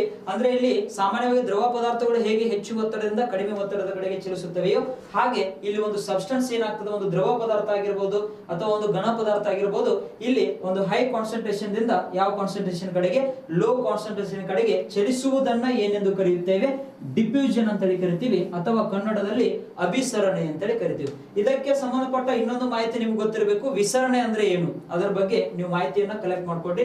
ಡಿಫ್ಯೂಷನ್ ಅಂದ್ರೆ ಅಭಿಸರಣೆ ಅಂತ ಹೇಳ್ತೀವಿ. ಈ ರೀತಿ ಶೆಲ್ ಮೆಂಬ್ರೇನ್ ಬಗ್ಗೆ ಮಾಹಿತಿ. ನೆಕ್ಸ್ಟ್ ನೋಡ್ರಿ, ಶೆಲ್ ವಾಲ್ ಕಂಪ್ಲೀಟ್ ಆಯ್ತು, ಶೆಲ್ ಮೆಂಬ್ರೇನ್ ಕಂಪ್ಲೀಟ್ ಆಯ್ತು. ನಂಬರ್ 3 ಸೈಟೋಪ್ಲಾಸ್ಮಾ ಕನ್ನಡದಲ್ಲಿ ಕೋಶ ದ್ರವ್ಯ ಅಂತ ಹೇಳಿ ಕರಿತೀವಿ. ಈ ಒಂದು ಕೋಶ ದ್ರವ್ಯ ಯಾವ ರೂಪದಲ್ಲಿ ಕಂಡು ಬರುತ್ತದೆ ಅಂತ ಹೇಳಿದಾಗ ದ್ರವ ರೂಪದಲ್ಲಿ ಕಂಡು ಬರ್ತಾ ಇದೆ. ಕೋಶ ದ್ರವ್ಯ ಲಿಕ್ವಿಡ್ ಸ್ಟೇಟ್ ಅಲ್ಲಿ ಕಂಡು ಬರುತ್ತದೆ. ಈ ಒಂದು ಕೋಶ ದ್ರವ್ಯ ಕೆಲವು ಭಾಗಗಳನ್ನು ಒಳಗೊಂಡಿದೆ. ಅವುಗಳನ್ನ ಏನಂತ ಹೇಳಿ ಕರಿತೀವಿ, ಶೆಲ್ ಆರ್ಗ್ಯಾನೆಲ್ಸ್ ಅಂತ ಹೇಳಿ ಕರಿತೀವಿ ನಾವು. ಏನಂತ ಹೇಳಿ ಕರಿತೀವಿ, ಶೆಲ್ ಆರ್ಗ್ಯಾನೆಲ್ಸ್. ಕೋಶ ದ್ರವ್ಯ ಕೆಲವು ಭಾಗಗಳನ್ನು ಒಳಗೊಂಡಿದೆ. ಆ ಭಾಗಗಳನ್ನ ಏನೆಂದು ಕರೆಯುತ್ತೇವೆ ಅಂತ ಕೇಳಿದ್ರೆ ಶೆಲ್ ಆರ್ಗ್ಯಾನೆಲ್ಸ್ ಅಂತ ಹೇಳಿ ಕರಿತೀವಿ ಅಥವಾ ಕನ್ನಡದಲ್ಲಿ ಕಣದಂಗಗಳು ಅಂತ ಕರಿತೀವಿ ನಾವು. ಕನ್ನಡದಲ್ಲಿ ಕಣದಂಗಗಳು, ಶೆಲ್ ಆರ್ಗ್ಯಾನೆಲ್ಸ್. ಈ ಒಂದು ಸೈಟೋಪ್ಲಾಸ್ಮಾ ಅಂದ್ರೆ ನೋಡ್ರಿ, ಕನ್ನಡದಲ್ಲಿ ಕೋಶ ದ್ರವ್ಯ ಎರಡು ಜೀವಕೋಶಗಳಲ್ಲಿ ಏನಾಗ್ತದ ಕಂಡು ಬರುತ್ತದೆ. ಎರಡು ಜೀವಕೋಶಗಳಲ್ಲಿ ಕಂಡು ಬರುತ್ತದೆ. ಯಾವ ರೂಪದಲ್ಲಿ, ದ್ರವ ರೂಪದಲ್ಲಿ. ಹಾಗಾದ್ರೆ ಅದು ಕೆಲವು ಭಾಗಗಳನ್ನ ಒಳಗೊಂಡಿದೆ. ಅವುಗಳನ್ನ ಏನೆಂದು ಕರೆಯುತ್ತೇವೆ, ಶೆಲ್ ಆರ್ಗ್ಯಾನೆಲ್ಸ್ ಅಂತ ಹೇಳಿ ಕರಿತೀವಿ ಅಥವಾ ಕನ್ನಡದಲ್ಲಿ ಕಣದಂಗಗಳು ಅಂತ ಹೇಳಿ ಕರಿತಾ ಇದೀವಿ. ಹಾಗಾದ್ರೆ ಈ ಒಂದು ಸೈಟೋಪ್ಲಾಸ್ಮಾ ಹೊಂದಿರತಕ್ಕಂತಹ ಪ್ರತಿಯೊಂದು ಕಣದಂಗಗಳ ಬಗ್ಗೆ ಮಾಹಿತಿ ನೋಡ್ತಾ ಹೋಗ್ಬೇಕು ನಾವು. ಕಣದಂಗಗಳು ಯಾವುವು ಅಂತ ಹೇಳಿ ನೋಡಿದಾಗ ಮೊದಲನೇದಾಗಿ ನೋಡ್ರಿ ನ್ಯೂಕ್ಲಿಯಸ್, ಸೆಕೆಂಡ್ ಒನ್ ನ್ಯೂಕ್ಲಿಯೋಲಸ್, ಅದೇ ರೀತಿ chloroplast, mitochondria, lysosome, ribosome, endoplasmic reticulum, ಆಮೇಲೆ ಗಾಲ್ಗಿ ಕಾಂಪ್ಲೆಕ್ಸ್ ಅಂತ ಹೇಳಿ ಕೊಡ್ತಾ ಇದೀವಿ, ವ್ಯಾಕ್ಯೂಲ್ಸ್ ಅಂತ ಹೇಳಿ ಕೊಡ್ತಾ ಇದೀವಿ. ಈ ರೀತಿ ನಾವು ಈ ಒಂದು ಕಣದಂಗಗಳನ್ನು ನೋಡ್ತಾ ಇದೀವಿ. ಪ್ರತಿಯೊಂದು ಕಣದಂಗಗಳ ಬಗ್ಗೆ ಇನ್ಫಾರ್ಮೇಶನ್ ನಮಗೆ ಗೊತ್ತಿರಬೇಕು. ಹಾಗಾದ್ರೆ ಮೊದಲನೇದಾಗಿ ಒಂದು ಕಣದಂಗ ಯಾವ್ದಪ್ಪ ಅಂತ ಹೇಳಿದಾಗ ನ್ಯೂಕ್ಲಿಯಸ್. ಮೊದಲನೇದಾಗಿ ಯಾವುದು, ನ್ಯೂಕ್ಲಿಯಸ್ ಬಗ್ಗೆ ಮಾಹಿತಿ ನೋಡ್ತಾ ಹೋಗೋಣ. ನ್ಯೂಕ್ಲಿಯಸ್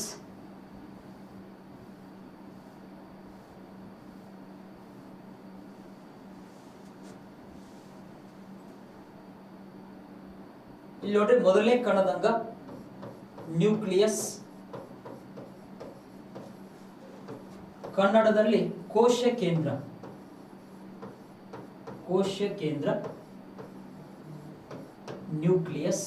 ಮೊಟ್ಟ ಮೊದಲಿಗೆ ನ್ಯೂಕ್ಲಿಯಸ್ ಅನ್ನ ಪತ್ತೆ ಹಚ್ಚಿದ ವಿಜ್ಞಾನಿ ಯಾರು ಅಂತ ಕೇಳಿದ್ರೆ, ನ್ಯೂಕ್ಲಿಯಸ್ ಅನ್ನ ಪತ್ತೆ ಹಚ್ಚಿದ ವಿಜ್ಞಾನಿ ಯಾರು ಅಂತ ಹೇಳಿದಾಗ ನೋಡ್ರಿ ನ್ಯೂಕ್ಲಿಯಸ್ ಕೋಶ ಕೇಂದ್ರ ಅಂತ ಹೇಳಿ ನೋಡಿದಾಗ ನಾವು ಕೆಮಿಸ್ಟ್ರಿಯಲ್ಲಿ ಕೂಡ ನ್ಯೂಕ್ಲಿಯಸ್ ಅನ್ನ ನೋಡ್ತಾ ಬರ್ತೀವಿ. ಪರಮಾಣುಗಳು ಅಂತ ಹೇಳಿ ನೋಡ್ತಾ ಇದೀವಿ. ಅಂದ್ರೆ ಒಂದು ಪರಮಾಣುವಿನ ಬೀಜ ಕೇಂದ್ರವನ್ನು ಪತ್ತೆ ಹಚ್ಚಿದ ವಿಜ್ಞಾನಿ ಯಾರು ಅಂತ ಹೇಳಿ ಆಲ್ರೆಡಿ ನೀವು ಕೆಮಿಸ್ಟ್ರಿಯಲ್ಲಿ ಕಲ್ತಿದ್ದೀರಿ. ಹಾಗಾದ್ರೆ ಇಲ್ಲಿ ಒಂದು ಜೀವಕೋಶ ಸೆಲ್ ಅಲ್ಲಿ ಕಂಡು ಬರತಕ್ಕಂತ ಒಂದು ಕೋಶ ಕೇಂದ್ರವನ್ನು ಪತ್ತೆ ಹಚ್ಚಿದ ವಿಜ್ಞಾನಿ ಯಾರು ಅಂತ ಕೇಳಿದ್ರೆ ಅವರೇ Robert brown. Robert brown in the year of 1832, 1832ರಲ್ಲಿ ಈ ಒಂದು ಜೀವಕೋಶದಲ್ಲಿರ್ತಕ್ಕಂಥ ನ್ಯೂಕ್ಲಿಯಸ್ ಅನ್ನು ಪತ್ತೆ ಹಚ್ಚಿದ ವಿಜ್ಞಾನಿ ಯಾರು?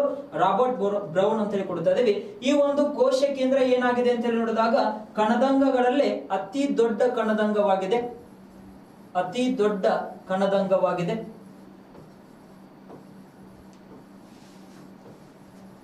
ಅತಿ ದೊಡ್ಡ ಕಣದಂಗವಾಗಿದೆ. Largest organelle in the cell ಯಾವುದು ಅಂತ ಹೇಳಿ ಪ್ರಶ್ನೆ ಕೇಳಿದ್ರೆ ನ್ಯೂಕ್ಲಿಯಸ್ ಅಂತ ಹೇಳಿ ಕೊಡ್ತಾ ಇದೀವಿ. ಅತಿ ದೊಡ್ಡ ಕಣದಂಗವಾಗಿದೆ ಕಣದಂಗಗಳಲ್ಲೇ. ದೆನ್ ನೆಕ್ಸ್ಟ್ ನೋಡಿ, ಈ ಒಂದು ನ್ಯೂಕ್ಲಿಯಸ್ ಅಂತ ಹೇಳಿ ನೋಡಿದಾಗ ನ್ಯೂಕ್ಲಿಯಸ್ ಏನ್ ಮಾಡ್ತದಪ್ಪ ಅಂತ ಹೇಳಿದಾಗ ಜೀವಕೋಶದ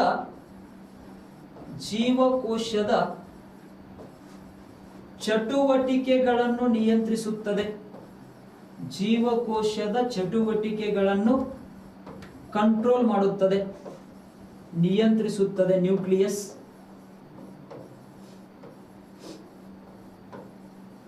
ಜೀವಕೋಶದ ಚಟುವಟಿಕೆಗಳನ್ನ ಏನ್ ಮಾಡುತ್ತದೆ? ಕಂಟ್ರೋಲ್ ಮಾಡುತ್ತದೆ ಅಂತ ಹೇಳ್ತಾ ಇದ್ದೇವೆ. ಕೇಂದ್ರ ಭಾಗದಲ್ಲಿ ಕಂಡು ಬರ್ತಾ ಇದೆ ನ್ಯೂಕ್ಲಿಯಸ್. ಜೊತೆಗೆ ನ್ಯೂಕ್ಲಿಯಸ್ ಏನನ್ನು ಒಳಗೊಂಡಿದೆ ಅಂತ ನೋಡಿದಾಗ ಡಿಎನ್ಎ ಮತ್ತು ಆರ್ಎನ್ಎಗಳನ್ನು ಒಳಗೊಂಡಿದೆ. ಡಿಎನ್ಎ ಮತ್ತು ಆರ್ಎನ್ಎಗಳನ್ನು ಒಳಗೊಂಡಿದೆ. Deoxyribose nucleic acid and ribose nucleic acid, ಈ ರೀತಿ ಡಿಎನ್ಎ ಮತ್ತು ಆರ್ಎನ್ಎಗಳನ್ನು ಒಳಗೊಂಡಿದೆ ಯಾವುದು? ಕೋಶ ಕೇಂದ್ರ ಅಂತ ಹೇಳ್ತಾ ಇದೀವಿ ನ್ಯೂಕ್ಲಿಯಸ್. ಈ ಒಂದು ನ್ಯೂಕ್ಲಿಯಸ್ ಮತ್ತೆ ಏನನ್ನು ಒಳಗೊಂಡಿದೆ ಅಂತ ಹೇಳಿ ನೋಡಿದಾಗ ಕ್ರೋಮೋಸೋಮ್ಸ್ ಕಂಡು ಬರುತ್ತವೆ. ಕ್ರೋಮೋಸೋಮ್ಸ್ ಎಲ್ಲಿ ಕಂಡು ಬರ್ತವಪ್ಪ ಅಂತ ಹೇಳಿದಾಗ ಈ ಒಂದು ನ್ಯೂಕ್ಲಿಯಸ್ ಅಲ್ಲಿ ಕಂಡು ಬರುತ್ತವೆ ಅಂತ ಹೇಳಿ ಕೊಡ್ತಾ ಇದೀವಿ. ಕ್ರೋಮೋಸೋಮ್ಸ್ ಕಂಡು ಬರುತ್ತವೆ ಎಲ್ಲಿ? ನ್ಯೂಕ್ಲಿಯಸ್ ಅಲ್ಲಿ ಅಂತ ಹೇಳ್ತಾ ಇದೀವಿ. ಹಾಗಾದ್ರೆ ಈ ಒಂದು ಕ್ರೋಮೋಸೋಮ್ಸ್ ಅಂತ ಹೇಳಿ ನೋಡಿದಾಗ ವರ್ಣತಂತುಗಳು ಅಂತ ಹೇಳಿ ಕೊಡ್ತಾ ಇದೀವಿ ಕ್ರೋಮೋಸೋಮ್ಸ್. ಇಲ್ಲಿ ಮಾನವನ ದೇಹದಲ್ಲಿ ಕಂಡು ಬರ್ತಕ್ಕಂತಹ ಕ್ರೋಮೋಸೋಮ್ಸ್ ಗಳ ಸಂಖ್ಯೆ ಎಷ್ಟು ಅಂತ ಹೇಳಿ ಪ್ರಶ್ನೆ ಕೇಳಿದ್ರೆ ಮಾನವನ ದೇಹದಲ್ಲಿ ಹ್ಯೂಮನ್ ಬಾಡಿ ಅಂತ ಹೇಳಿ ಕೊಡ್ತಾ ಇದೀವಿ. ಮಾನವನ ದೇಹದಲ್ಲಿ ಕಂಡು ಬರ್ತಕ್ಕಂತಹ ಈ ಒಂದು ಕ್ರೋಮೋಸೋಮ್ಸ್ ಗಳ ಸಂಖ್ಯೆ ಎಷ್ಟು ಅಂತ ಹೇಳಿ ಕೇಳಿದ್ರೆ 23 ಪೇರ್ಸ್, 23 ಜೊತೆ ಕ್ರೋಮೋಸೋಮ್ಸ್ ಕಂಡು ಬರುತ್ತವೆ. ಇದನ್ನೇ ನಾವು ಯಾವ ರೀತಿ ಬರಿಬಹುದು ಅಂತ ಹೇಳಿದಾಗ 46 ಕ್ರೋಮೋಸೋಮ್ಸ್ ಅಂತ ಹೇಳ್ಬೋದು. 46 ಕ್ರೋಮೋಸೋಮ್ಸ್. ಇದರಲ್ಲಿ ಈ ಒಂದು 23 ಫೇರ್ಸ್ ಅಲ್ಲಿ 22 ಫೇರ್ಸ್ ಏನಾಗಿರುತ್ತಪ್ಪ ಅಂತ ಹೇಳಿದಾಗ ಬಾಡಿ ಬೆಳವಣಿಗೆ ಆಗ್ಲಿಕ್ಕೆ ಏನಾಗಿರ್ತವೆ? ಸಹಾಯಕವಾಗಿರುತ್ತವೆ ಅಂತ ಹೇಳ್ತೀವಿ. ಅಂದ್ರೆ ಬಾಡಿ ಬೆಳವಣಿಗೆಗೆ ಸಂಬಂಧಿಸತಕ್ಕಂತ ಕ್ರೋಮೋಸೋಮ್ಸ್ ಎಷ್ಟು? 22 ಜೊತೆ. ಇದರಲ್ಲಿ ಒಂದು ಜೊತೆ ಅಂತ ಹೇಳಿ ನೋಡಿದಾಗ ಅದು ಈ ಒಂದು ಹೊಸ ಜೀವಿ ಉತ್ಪಾದನೆ ಆಗ್ಲಿಕ್ಕೆ ಅಂದ್ರೆ ಲಿಂಗ ಒಂದು ನಿರ್ಧಾರಕ್ಕೆ ಸಂಬಂಧಪಟ್ಟಿರತಕ್ಕಂತಹ ಒಂದು ಕ್ರೋಮೋಸೋಮ್ಸ್ ಅನ್ನು ಅಬ್ಸರ್ವ್ ಮಾಡ್ತಾ ಇದೀವಿ. ಇಲ್ಲಿ ಕ್ರೋಮೋಸೋಮ್ಸ್ ಅಂತ ಹೇಳಿ ನೋಡಿದಾಗ ಈ ಒಂದು ಜನನಕ್ಕೆ ಸಂಬಂಧಪಟ್ಟ ಕ್ರೋಮೋಸೋಮ್ಸ್ ಮಾನವರಲ್ಲಿ ಅಂತ ಹೇಳಿ ನೋಡಿದಾಗ ಮೇಲ್, ಫೀಮೇಲ್, ಜನನಕ್ಕೆ ಸಂಬಂಧಪಟ್ಟ ಹಾಗೆ ಅಥವಾ ಲಿಂಗ ನಿರ್ಧಾರಕ್ಕೆ ಸಂಬಂಧಪಟ್ಟ ಹಾಗೆ ಕ್ರೋಮೋಸೋಮ್ಸ್ ಪುರುಷರಲ್ಲಿ ಮತ್ತು ಮಹಿಳೆಯರಲ್ಲಿ ಅಬ್ಸರ್ವ್ ಮಾಡಿದಾಗ ಪುರುಷರಲ್ಲಿ XY ಕ್ರೋಮೋಸೋಮ್ಸ್ ಕಂಡು ಬರುತ್ತವೆ, ಮಹಿಳೆಯರಲ್ಲಿ XX ಕ್ರೋಮೋಸೋಮ್ಸ್ ಇರುತ್ತವೆ. ಇದು ನಿಮಗೆ ಐಡಿಯಾ ಅದ? ಸ್ವಲ್ಪ ರೀಕಾಲ್ ಮಾಡ್ತದೆ ನೋಡ್ರಿ, ನೆನ್ಪಿಟ್ಕೊಡ್ರಿ. ಪುರುಷರಲ್ಲಿ XY ಕ್ರೋಮೋಸೋಮ್ಸ್ ಮತ್ತು ಮಹಿಳೆಯರಲ್ಲಿ XX ಕ್ರೋಮೋಸೋಮ್ಸ್ ಕಂಡು ಬರುತ್ತವೆ. ಇಲ್ಲಿ ನೋಡ್ರಿ, ಈ ಒಂದು ಮೇಲ್ ಮತ್ತು ಫೀಮೇಲ್ ಈ ಒಂದು ಎರಡು ಗೆಮೆಟ್ಸ್ಗಳು ಯುನೈಟ್ ಆದ ನಂತರ, ಅಂದರೆ ಮೇಲ್ ಬಾಡಿಯಿಂದ ಸ್ಪರ್ಮ್ ರಿಲೀಸ್ ಆಗ್ತದ, ಫಿಮೇಲ್ ಬಾಡಿಯಿಂದ ಎಗ್ ರಿಲೀಸ್ ಆಗ್ತದ. ಈ ಒಂದು ಸ್ಪರ್ಮ್ ಮತ್ತು ಎಗ್ ಗಳು ಯುನೈಟ್ ಆದ ನಂತರ ಈ ಒಂದು ಫಿಮೇಲ್ ಬಾಡಿಯಲ್ಲಿ ಏನಾಗ್ತದ, ಜೈಗೋಟ್ ಫಾರ್ಮೇಶನ್ ಆಗ್ತಾ ಬರ್ತದ. ಜೈಗೋಟ್ ಫಾರ್ಮೇಶನ್ ಆಗುವಂತ ಸಂದರ್ಭದಲ್ಲಿ ಈ ಒಂದು ಮೇಲ್ ಬಾಡಿಯಿಂದ ಎಕ್ಸ್ ಕ್ರೋಮೋಸೋಮ್ ಹೋಗಿದ್ದರೆ, ಮೇಲ್ ಬಾಡಿಯಿಂದ ಎಕ್ಸ್ ಕ್ರೋಮೋಸೋಮ್ ಹೋಗಿದ್ದು, ಯಾವಾಗಲೂ ಫಿಮೇಲ್ ಬಾಡಿಯಿಂದ ಯಾವ ಕ್ರೋಮೋಸೋಮ್ ಬರ್ತದ, ಎಕ್ಸ್ ಕ್ರೋಮೋಸೋಮ್ ಬರ್ತದ. ಇವರಿಬ್ಬರಿಗೆ ಜನಿಸುವಂತಹ ಮಗು ಏನಾಗಿರ್ತದ, ಫಿಮೇಲ್ ಆಗಿರುತ್ತದೆ, ಫಿಮೇಲ್ ಆಗಿರುತ್ತದೆ. ಪಾಯಿಂಟ್ ಗೊತ್ತಿರಬೇಕು. ಅಂದರೆ ಈ ಒಂದು ಮಗು ಜನಿಸ್ತದಲ್ಲ, ಇಬ್ಬರು ದಂಪತಿಗಳಿಗೆ ಮಗು ಜನಿಸ್ತದಲ್ಲ, ಅಲ್ಲಿ ಆ ಮಗುವಿನ ಲಿಂಗ ನಿರ್ಧಾರ ಯಾರಿಂದ ಡಿಸೈಡ್ ಆಗ್ತದಪ್ಪ ಅಂತ ಹೇಳಿದಾಗ ಪುರುಷರಿಂದ ಏನಾಗ್ತದ, ಡಿಸೈಡ್ ಆಗ್ತದ ಅಂತ ಹೇಳ್ತಾ ಇದೀವಿ. ಅಂದ್ರೆ ಪುರುಷರಲ್ಲಿ ಕಂಡು ಬರತಕ್ಕಂತ ಎಕ್ಸ್ ಮತ್ತು ವೈ ಕ್ರೋಮೋಸೋಮ್ಸ್ ಅದಾವಲ್ಲಿ, ಇಲ್ಲಿ ಈ ಒಂದು ಎಗ್ ಮತ್ತು ಸ್ಪರ್ಮ್ ಗಳು ಯುನೈಟ್ ಆದ ನಂತರ ಪುರುಷರಿಂದ ಏನಾದರೂ ಎಕ್ಸ್ ಕ್ರೋಮೋಸೋಮ್ ಹೋದ್ರೆ ಯಾವ ಮಗು ಜನಿಸುತ್ತದೆ, ಹೆಣ್ಣು ಮಗು ಜನಿಸುತ್ತದೆ. ಹಾಗಾದರೆ ನೆಕ್ಸ್ಟ್ ನೋಡ್ರಿ, ಈ ಒಂದು ಸ್ಪರ್ಮ್ ಮತ್ತು ಎಗ್ ಗಳು ಯುನೈಟ್ ಆದ ನಂತರ ಯಾವಾಗಲೂ ಫಿಮೇಲ್ ಬಾಡಿಯಿಂದ ಯಾವ ಕ್ರೋಮೋಸೋಮ್ ಬರ್ತದ್ರಿ, ಎಕ್ಸ್ ಕ್ರೋಮೋಸೋಮ್ ಬರ್ತದ. ಪುರುಷರಿಂದ ವೈ ಕ್ರೋಮೋಸೋಮ್ ಬಂದರೆ, ಪುರುಷರಿಂದ ವೈ ಕ್ರೋಮೋಸೋಮ್ ಬಂದರೆ ಯಾವ ಮಗು ಜನಿಸುತ್ತದೆ, ಮೇಲ್ ಅಂತ ಹೇಳಿ ನೋಡ್ತಾ ಇದೀವಿ. ಈ ರೀತಿ ಈ ಒಂದು ಫಿಮೇಲ್ ಮತ್ತು ಮೇಲ್ ಮಕ್ಕಳ ಒಂದು ಜನನಕ್ಕೆ ಕಾರಣವಾಗಿರ್ತಕ್ಕಂಥವ್ರು ಯಾರು ಅಂತ ಹೇಳಿದಾಗ ಒಂದು ಪುರುಷರು ಅಂತ ಹೇಳಿ ನೋಡ್ತಾ ಇದೀವಿ. ಈ ರೀತಿ ಒಂದು ನಮಗೆ ಬೇಸಿಕ್ ಐಡಿಯಾ ಗೊತ್ತಿರಬೇಕು. ಇದಕ್ಕೆ ಸಂಬಂಧಪಟ್ಟ ಹಾಗೆ ಇನ್ನೊಂದು ಮಾಹಿತಿ ಏನಪ್ಪಾ ಅಂತ ಹೇಳಿದಾಗ ಈ ಒಂದು ಸಿಂಡ್ರೋಮ್ ಬಗ್ಗೆ ಮಾಹಿತಿ ನೋಡೋಣ. ಮೊದಲನೇದಾಗಿ ನೋಡ್ರಿ, ಕ್ಲೈನ್ಫೆಲ್ಟರ್ ಸಿಂಡ್ರೋಮ್.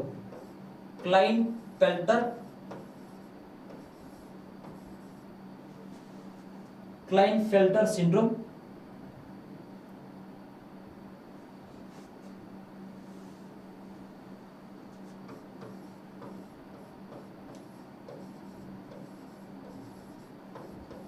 ಕ್ಲೈನ್ಫೆಲ್ಟರ್ ಸಿಂಡ್ರೋಮ್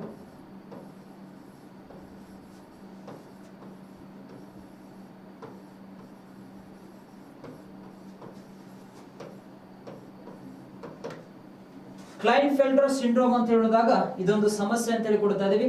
ಇದು ಯಾರಲ್ಲಿ ಬರ್ತದಪ್ಪ ಅಂತ ಹೇಳಿ ನೋಡಿದಾಗ ಪುರುಷರಲ್ಲಿ ಬರುವಂತ ಒಂದು ಸಮಸ್ಯೆ ಅಂತ ಹೇಳ್ತೀವಿ. ಪುರುಷರಲ್ಲಿ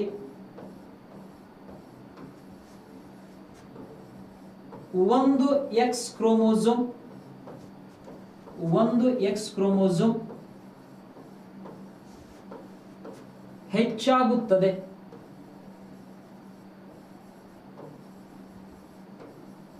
ಈ ರೀತಿ ನಾವು ಪಾಯಿಂಟ್ ಅನ್ನು ಅಬ್ಸರ್ವ್ ಮಾಡ್ತಾ ಇದೀವಿ. ಪುರುಷರಲ್ಲಿ ಒಂದು ಎಕ್ಸ್ ಕ್ರೋಮೋಸೋಮ್ ಏನಾಗಿರ್ತದ, ಹೆಚ್ಚಾಗಿರುತ್ತದೆ. ಇದನ್ನೇ ಯಾವ ಫೆಲ್ಟರ್ ಸಿಂಡ್ರೋಮ್ ಅಂತ ಹೇಳ್ತಾ ಇದೀವಿ, ಕ್ಲೈನ್ಫೆಲ್ಟರ್ ಸಿಂಡ್ರೋಮ್ ಅಂತ ಹೇಳಿ ಕೊಡ್ತಾ ಇದೀವಿ. ಅಂದ್ರೆ ನೋಡಿ, ಸಾಮಾನ್ಯವಾಗಿ ಪುರುಷರಲ್ಲಿ ಕಂಡು ಬರ್ತಕ್ಕಂಥ ಈ ಒಂದು ಜನನಕ್ಕೆ ಸಂಬಂಧಪಟ್ಟ ಹಾಗೆ ಅಂತ ಹೇಳಿದಾಗ ಲಿಂಗ ನಿರ್ಧಾರಕ್ಕೆ ಸಂಬಂಧಪಟ್ಟಂತೆ ಕ್ರೋಮೋಸೋಮ್ಸ್ XY ಕಂಡು ಬರುತ್ತವೆ. ಅಂದ್ರೆ ಈ ಒಂದು ಪುರುಷರಲ್ಲಿ ಮೊದಲಿಗೆ 46 ಕ್ರೋಮೋಸೋಮ್ಸ್ ಇರ್ತಾವ ಅಂತ ಹೇಳಿ ನಿಮ್ಗೆ ಆಲ್ರೆಡಿ ಗೊತ್ತು. ಪುರುಷರು ಮತ್ತು ಮಹಿಳೆಯರಲ್ಲಿ 46 ಕ್ರೋಮೋಸೋಮ್ಸ್ ಇರ್ತಾವ. ಆದರೆ ಈ ಕ್ಲೈನ್ಫೆಲ್ಟರ್ ಸಿಂಡ್ರೋಮ್ ಯಾರಿಗಿರ್ತದಲ್ಲ, ಅಂದ್ರೆ ಅಂತ ಒಂದು ಪುರುಷರಲ್ಲಿ 46 ಕ್ರೋಮೋಸೋಮ್ ಬದಲಿಗೆ ಕ್ರೋಮೋಸೋಮ್ಸ್ ಗಳ ಸಂಖ್ಯೆ ಎಷ್ಟಿರ್ತದಪ್ಪ ಅಂತ ಹೇಳಿದಾಗ 47 ಆಗಿರುತ್ತದೆ. ಎಷ್ಟಾಗಿರ್ತದೆ? 47 ಆಗಿರುತ್ತದೆ ಅಂತ ಹೇಳ್ತೀವಿ. ಅಂದ್ರೆ ಇಲ್ಲಿ ಮೊದಲಿಗೆ XY ಕ್ರೋಮೋಸೋಮ್ ಇತ್ತಲ್ಲ, ಇಲ್ಲಿ ಇನ್ನೊಂದು X ಆಡ್ ಆಗ್ತದೆ ನೋಡಿ, XXY ಕ್ರೋಮೋಸೋಮ್ ಅಂತ ಹೇಳ್ಕೊಡ್ತಾರೆ. XXY ಕ್ರೋಮೋಸೋಮ್ ಅಂತ ಹೇಳ್ತಾ ಇದೀವಿ. ಈ ರೀತಿ ಪುರುಷರಲ್ಲಿ ಒಂದು X ಕ್ರೋಮೋಸೋಮ್ ಏನಾಗಿರುತ್ತದೆ, ಹೆಚ್ಚಾಗಿರುತ್ತದೆ. ಅಂದ್ರೆ ಒಂದು X ಕ್ರೋಮೋಸೋಮ್ ಹೆಚ್ಚಾಗಿದೆಪ್ಪ ಅಂತ ಹೇಳಿ ನೋಡಿದಾಗ ಇಲ್ಲಿ ಏನಾಗ್ತದೆ ಅಂತ ಹೇಳಿದಾಗ ಈ ಒಂದು ಪುರುಷರಲ್ಲಿ ಈ ಒಂದು ಗಂಡಿಗೆ ಸಂಬಂಧಪಟ್ಟ ಹಾಗೆ ಲಕ್ಷಣಗಳು ಏನಾಗಲ್ಲ, ಬೆಳವಣಿಗೆ ಆಗೋದಿಲ್ಲ. X ಕ್ರೋಮೋಸೋಮ್ ಬಂದದ ಅಂತ ಹೇಳಿದಾಗ ಇಲ್ಲಿ ಲಕ್ಷಣಗಳು ಹೆಚ್ಚಾಗಿ ಫಿಮೇಲ್ ಲಕ್ಷಣಗಳನ್ನು ಅಬ್ಸರ್ವ್ ಮಾಡ್ತಾ ಇರ್ತೀವಿ. ಹೌದ್ರಿ, ಫಿಮೇಲ್ ಲಕ್ಷಣಗಳನ್ನ ಅಬ್ಸರ್ವ್ ಮಾಡ್ತಾ ಇದೀವಿ. ಈ ರೀತಿ ಪುರುಷರಲ್ಲಿ ಒಂದು X ಕ್ರೋಮೋಸೋಮ್ ಏನಾಗಿರ್ತದ, ಹೆಚ್ಚಾಗಿರುತ್ತದೆ ಅಂತ ಹೇಳ್ಕೊಡ್ತೀವಿ. ಅಂದರೆ ಪುರುಷರಲ್ಲಿ ಕೂಡ ಏನಾಗ್ತದ, ಸ್ತನ ಬೆಳವಣಿಗೆ ಉಂಟಾಗದಿರಬಹುದು. ಅದೇ ರೀತಿ ಕೂದಲುಗಳು ಹೆಚ್ಚಾಗಿ ಬರುವಂತಹ ಒಂದು ಸಮಸ್ಯೆಯನ್ನ ನಾವು ಅಬ್ಸರ್ವ್ ಮಾಡ್ತಾ ಇದೀವಿ. ಈ ರೀತಿ ಕ್ಲೈನ್ಫೆಲ್ಟರ್ ಸಿಂಡ್ರೋಮ್ ಜೊತೆಗೆ ಇವರಿಗೆ ಏನಾಗಲ್ಲಪ್ಪ ಅಂತ ಹೇಳಿದಾಗ ಈ ಒಂದು ಮಕ್ಕಳು ಜನಿಸುವುದಿಲ್ಲ ಅಂತ ಹೇಳ್ತಾ ಇದೀವಿ. ಈ ರೀತಿ ಒಂದು ಸಿಂಡ್ರೋಮ್ ಕ್ಲೈನ್ಫೆಲ್ಟರ್, ಇದು ಪುರುಷರಲ್ಲಿ ಅಂತ ಹೇಳಿದೀವಿ. ನೆಕ್ಸ್ಟ್ ನೋಡ್ರಿ, ಸೆಕೆಂಡ್ ಒನ್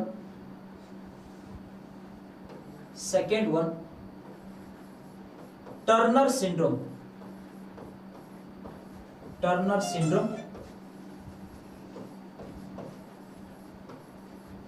ಟರ್ನರ್ ಸಿಂಡ್ರೋಮ್.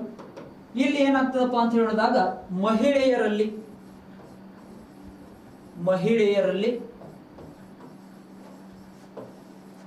ಒಂದು ಎಕ್ಸ್ ಕ್ರೋಮೋಸೋಮ್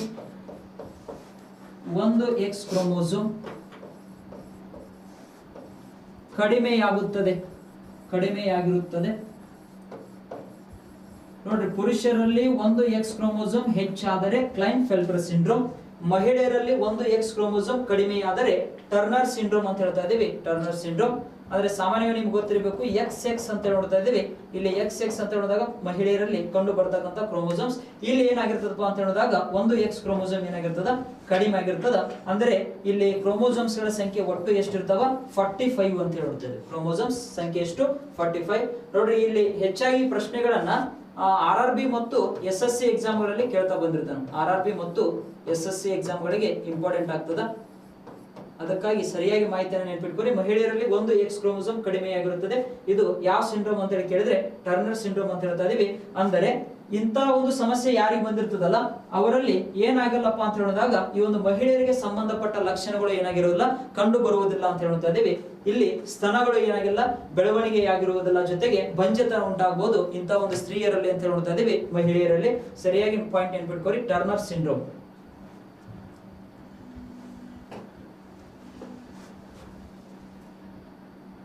ಇಲ್ಲಿ ನೋಡ್ರಿ, ಈ ಒಂದು ಕ್ಲೈನ್ಫೆಲ್ಟರ್ ಸಿಂಡ್ರೋಮ್ ಮತ್ತು ಟರ್ನರ್ ಸಿಂಡ್ರೋಮ್ ಅಂತ ಹೇಳಿ ಅಬ್ಸರ್ವ್ ಮಾಡಿದಾಗ ನಿಮಗೆ ಗೊತ್ತಾಗಿರಬೇಕು.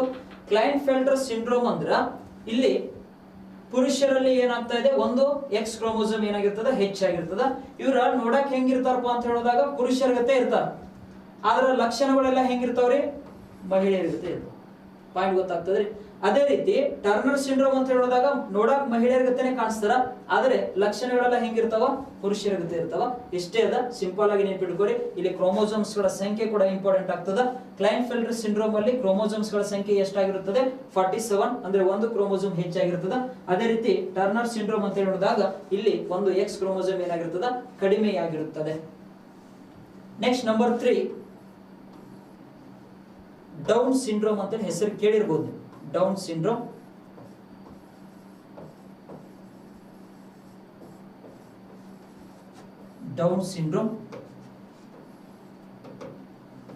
ಅಥವಾ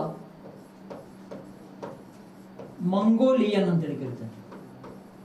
ಮಂಗೋಲಿಯನ್ ಇಲ್ಲಿ ಏನಾಗಿರ್ತದಪ್ಪ ಅಂತ ಹೇಳಿದಾಗ ದೇಹದ ಬೆಳವಣಿಗೆಗೆ ಸಂಬಂಧಪಟ್ಟ ಏನ್ ಕ್ರೋಮೋಸೋಮ್ಸ್ ಇರ್ತಾವಲ್ಲ ಅಲ್ಲಿ, ಅಂದ್ರೆ ಮಾನವರಲ್ಲಿ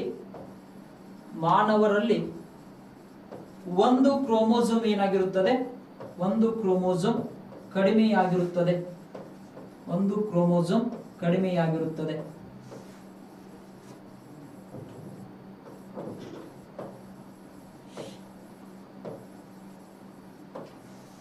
ಕ್ರೋಮೋಸೋಮ್ ಏನಾಗಿರ್ತದ, ಅಂದ್ರೆ ಇಲ್ಲಿ ಜನನಕ್ಕೆ ಸಂಬಂಧಪಟ್ಟ ಕ್ರೋಮೋಸೋಮ್ಸ್ ಅಲ್ಲ, ಇಲ್ಲಿ ಈ ಒಂದು ದೇಹದ ಬೆಳವಣಿಗೆಗೆ ಸಂಬಂಧಪಟ್ಟಿರ್ತಕ್ಕಂಥ ಕ್ರೋಮೋಸೋಮ್ಸ್ ಏನಿದಾವಲ್ರಿ ಆ ಒಂದು 44 ಅಂತ ನೋಡ್ತಾ ಇದೀವಿ. ಅಥವಾ ಈ ಒಂದು 22 ಜೊತೆ ಕ್ರೋಮೋಸೋಮ್ಸ್ ಗಳಲ್ಲಿ ಒಂದು ಕ್ರೋಮೋಸೋಮ್ಸ್ ಏನಾಗಿರ್ತದ, ಕಡಿಮೆಯಾಗಿರುತ್ತದೆ ನೋಡ್ತಾ ಇದೀವಿ.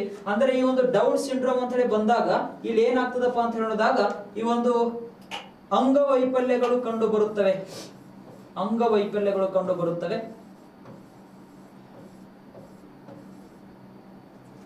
ಅಂಗ ವೈಫಲ್ಯತೆ ಕಂಡು ಬರುತ್ತದೆ ಅಂತ ಹೇಳಿ ಕೊಡ್ತಾ ಇದೀವಿ. ಈ ರೀತಿ ಒಂದು ರೋಗದ ಲಕ್ಷಣ ಅಂತ ಹೇಳ್ತೀವಿ. ಅಂದರೆ ಸಾಮಾನ್ಯ ನೀವು ಅಬ್ಸರ್ವ್ ಮಾಡಿರ್ಬೋದು, ಈ ಒಂದು ಕೈಗಳು ಏನಾಗಿರುತ್ತವೆ, ಗಿಡ್ಡಕ್ಕೆ ಇರುತ್ತವೆ, ಅಥವಾ ಬೆರಳುಗಳು ಏನಾಗಿರ್ತಾವ, ಗಿಡ್ಡಕ್ಕಾಗಿರ್ತಾವ. ಅದೇ ರೀತಿ ಗಿಡ್ಡ ಜನಾಂಗ ಅಂತ ಹೇಳಿ ನೋಡ್ತಾ ಇದೀವಿ, ಬಹಳಷ್ಟು ಕುಳ್ಳವಾಗಿ ಕಂಡು ಬರುತ್ತಾರೆ ಜನರು ಅಂತ ಹೇಳ್ತಾ ಇದೀವಿ. ಈ ರೀತಿ ಡೌನ್ ಸಿಂಡ್ರೋಮ್ ಅಂತ ಹೇಳಿ ಕೊಡ್ತಾ ಇದೀವಿ. ಇಲ್ಲಿ ಒಂದು ಕ್ರೋಮೋಸೋಮ್ಸ್ ಏನಾಗಿರ್ತದ, ಕಡಿಮೆಯಾಗಿರ್ತದೆ. ಇದನ್ನೇ ಏನಂತ ಹೇಳಿ ಕರಿತಾ ಇದೀವಿ, ಮಂಗೋಲಿಯನ್ ಅಂತ ಹೇಳಿ ಕರಿತಾ ಇದೀವಿ. ಸರಿಯಾಗಿ ನೆನ್ಪಿಟ್ಕೋರಿ. ಇವೆಲ್ಲಾ ಕ್ರೋಮೋಸೋಮ್ಸ್ ಎಲ್ಲಿರ್ತಾವಪ್ಪ ಅಂತ ಹೇಳಿದಾಗ ಈ ಒಂದು ಎಲ್ಲಿ ಕಂಡು ಬರುತ್ತವೆ, ನ್ಯೂಕ್ಲಿಯಸ್ ಅಲ್ಲಿ ಕಂಡು ಬರುತ್ತವೆ ಅಂತ ಹೇಳಿ ನೋಡಿದ್ವಿ ನಾವು. ಈ ಒಂದು ನ್ಯೂಕ್ಲಿಯಸ್ ಕೇವಲ ಪ್ರಾಣಿ ಜೀವಕೋಶಗಳಲ್ಲಿ ಮಾತ್ರ ಕಂಡು ಬರ್ತದ ಅಥವಾ ಕೇವಲ ಸಸ್ಯ ಜೀವಕೋಶಗಳಲ್ಲಿ ಮಾತ್ರ ಕಂಡು ಬರುತ್ತದೆ ಅಂತ ಹೇಳಿದಾಗ ಈ ಒಂದು ನ್ಯೂಕ್ಲಿಯಸ್ ಎರಡೂ ಜೀವಕೋಶಗಳಲ್ಲಿ ಏನಾಗುತ್ತದೆ, ಕಂಡು ಬರುತ್ತದೆ. ಪಾಯಿಂಟ್ ನೆನ್ಪಿಟ್ಕೋರಿ, ಈ ಒಂದು ನ್ಯೂಕ್ಲಿಯಸ್ ಎರಡೂ ಜೀವಕೋಶಗಳಲ್ಲಿ ಏನಾಗುತ್ತದೆ, ಕಂಡು ಬರುತ್ತದೆ. ಇದು ಪಾಯಿಂಟ್ ಬಹಳ ಇಂಪಾರ್ಟೆಂಟ್ ಆಗ್ತದೆ. ಎರಡೂ ಜೀವಕೋಶಗಳಲ್ಲಿ ಕಂಡು ಬರುತ್ತದೆ. ಕೆಲವೊಮ್ಮೆ ಹೊಂದಿಸಿ ಬರೆಯಿರೋ ರೂಪದಲ್ಲಿ ಕೊಟ್ಟಿರ್ತಾನ, ಅಥವಾ ಬಹಳಷ್ಟು ಆಪ್ಷನ್ ಕೊಟ್ಟು ಎ ಕೊಟ್ಟಿರ್ತಾನ, ಆಪ್ಷನ್ ಬಿ ಕೊಟ್ಟಿರ್ತಾನ, ಸಿ ಕೊಟ್ಟಿರ್ತಾನ, ಡಿ ಕೊಟ್ಟಿರ್ತಾನ, ಇ ಕೊಟ್ಟಿರ್ತಾನ. ಹೌದ್ರಿ, ಇಲ್ಲಿ ಆಪ್ಷನ್ 1 ಕೊಡ್ತಾನ, ಎ ಮತ್ತು ಬಿ ಮಾತ್ರ ಸರಿ. ಈ ರೀತಿ ಕೊಡುವಂತ ಚಾನ್ಸಸ್ ಇರ್ತದೆ, ಅದಕ್ಕಾಗಿ ಸರಿಯಾಗಿ ನೆನಪಿಟ್ಕೋರಿ. ಇಲ್ಲಿ ಈ ರೀತಿ ನ್ಯೂಕ್ಲಿಯಸ್ ಬಗ್ಗೆ ಮಾಹಿತಿ ನೋಡಿದೀವಿ.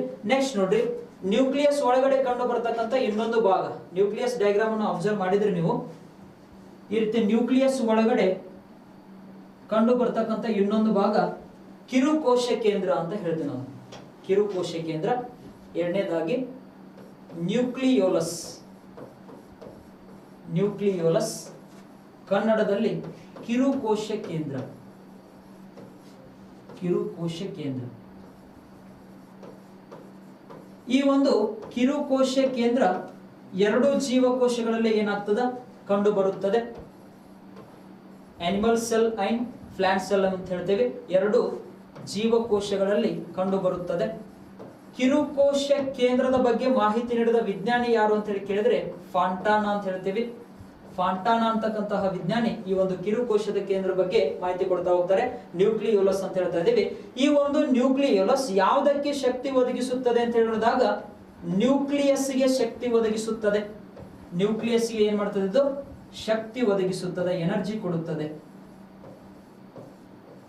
ನ್ಯೂಕ್ಲಿಯಸ್ಗೆ ಶಕ್ತಿ ಒದಗಿಸುವಂತ ಒಂದು ಕಾರ್ಯವನ್ನು ನಿರ್ವಹಿಸುತ್ತದೆ ಕಿರುಕೋಶ ಕೇಂದ್ರ ಅಂತ ನೋಡ್ತಾ ಇದ್ದೀವಿ. ಇದು ಕೂಡ ಎರಡು ಜೀವಕೋಶಗಳಲ್ಲಿ ಕಂಡು ಬರ್ತದ. ಇದು ಎಲ್ಲಿ ಬರ್ತಾ ಇದೆ, ನ್ಯೂಕ್ಲಿಯಸ್ ಒಳಗಡೆ ಕಂಡು ಬರ್ತಾ ಇದೆ ಅಂತ ಹೇಳಿದೀವಿ. ಈ ರೀತಿ ನ್ಯೂಕ್ಲಿಯಸ್ ಮತ್ತು ನ್ಯೂಕ್ಲಿಯೋಲಸ್ ಬಗ್ಗೆ ಮಾಹಿತಿ. ನೆಕ್ಸ್ಟ್ ನೋಡ್ರಿ, ನಾವೊಂದು ಡೈಗ್ರಾಮ್ ಅಂತ ಹೇಳಿದಾಗ ಈ ಡೈಗ್ರಾಮ್ ಅಲ್ಲಿ ಅಬ್ಸರ್ವ್ ಮಾಡಿರ್ಬೋದು ನ್ಯೂಕ್ಲಿಯಸ್, ನ್ಯೂಕ್ಲಿಯೋಲಸ್ ಅಂತ ಹೇಳಿದ್ವಿ. ಅದೇ ರೀತಿ ಮೇಲ್ಭಾಗದಲ್ಲಿ ಈ ಒಂದು ಎಂಡೋಪ್ಲಾಸ್ಮಿಕ್ ರೆಟಿಕ್ಯುಲಮ್ ಅಂತ ಹೇಳಿದ್ರಿ. ಕೆಳಗಡೆ ಭಾಗದಲ್ಲಿ ಈ ಒಂದು ರೈಬೋಸೋಮ್ ಅಂತ ಹೇಳಿದ್ರು. ನೋಡ್ರಿ, ಎಲ್ಲಿ ಯಾವುದೇ ಭಾಗದಲ್ಲಿ ಕೂಡ ಕಂಡು ಬಂದ್ರು ಕೂಡ ನಮಗೆ ಪಾರ್ಟ್ಸ್ ಗಳ ಬಗ್ಗೆ ಮಾತ್ರ ಐಡಿಯಾ ಇರಬೇಕು. ಎಕ್ಸಾಮ್ ದೃಷ್ಟಿಯಿಂದ ಇಲ್ಲಿ ನೋಡಿ ರೈಬೋಸೋಮ್ ಮೇಲೆ ಯಾವ ರೀತಿ ಪ್ರಶ್ನೆ ಕೇಳ್ತಾನೆ ಅಂತ ಹೇಳಿ ನೋಡೋಣ. Ribosome. Next one, number 3 cell organelle. Ribosome. Ribosome. Number 4 Golgi complex. Golgi complex. Number 5 endoplasmic reticulum. Endoplasmic reticulum.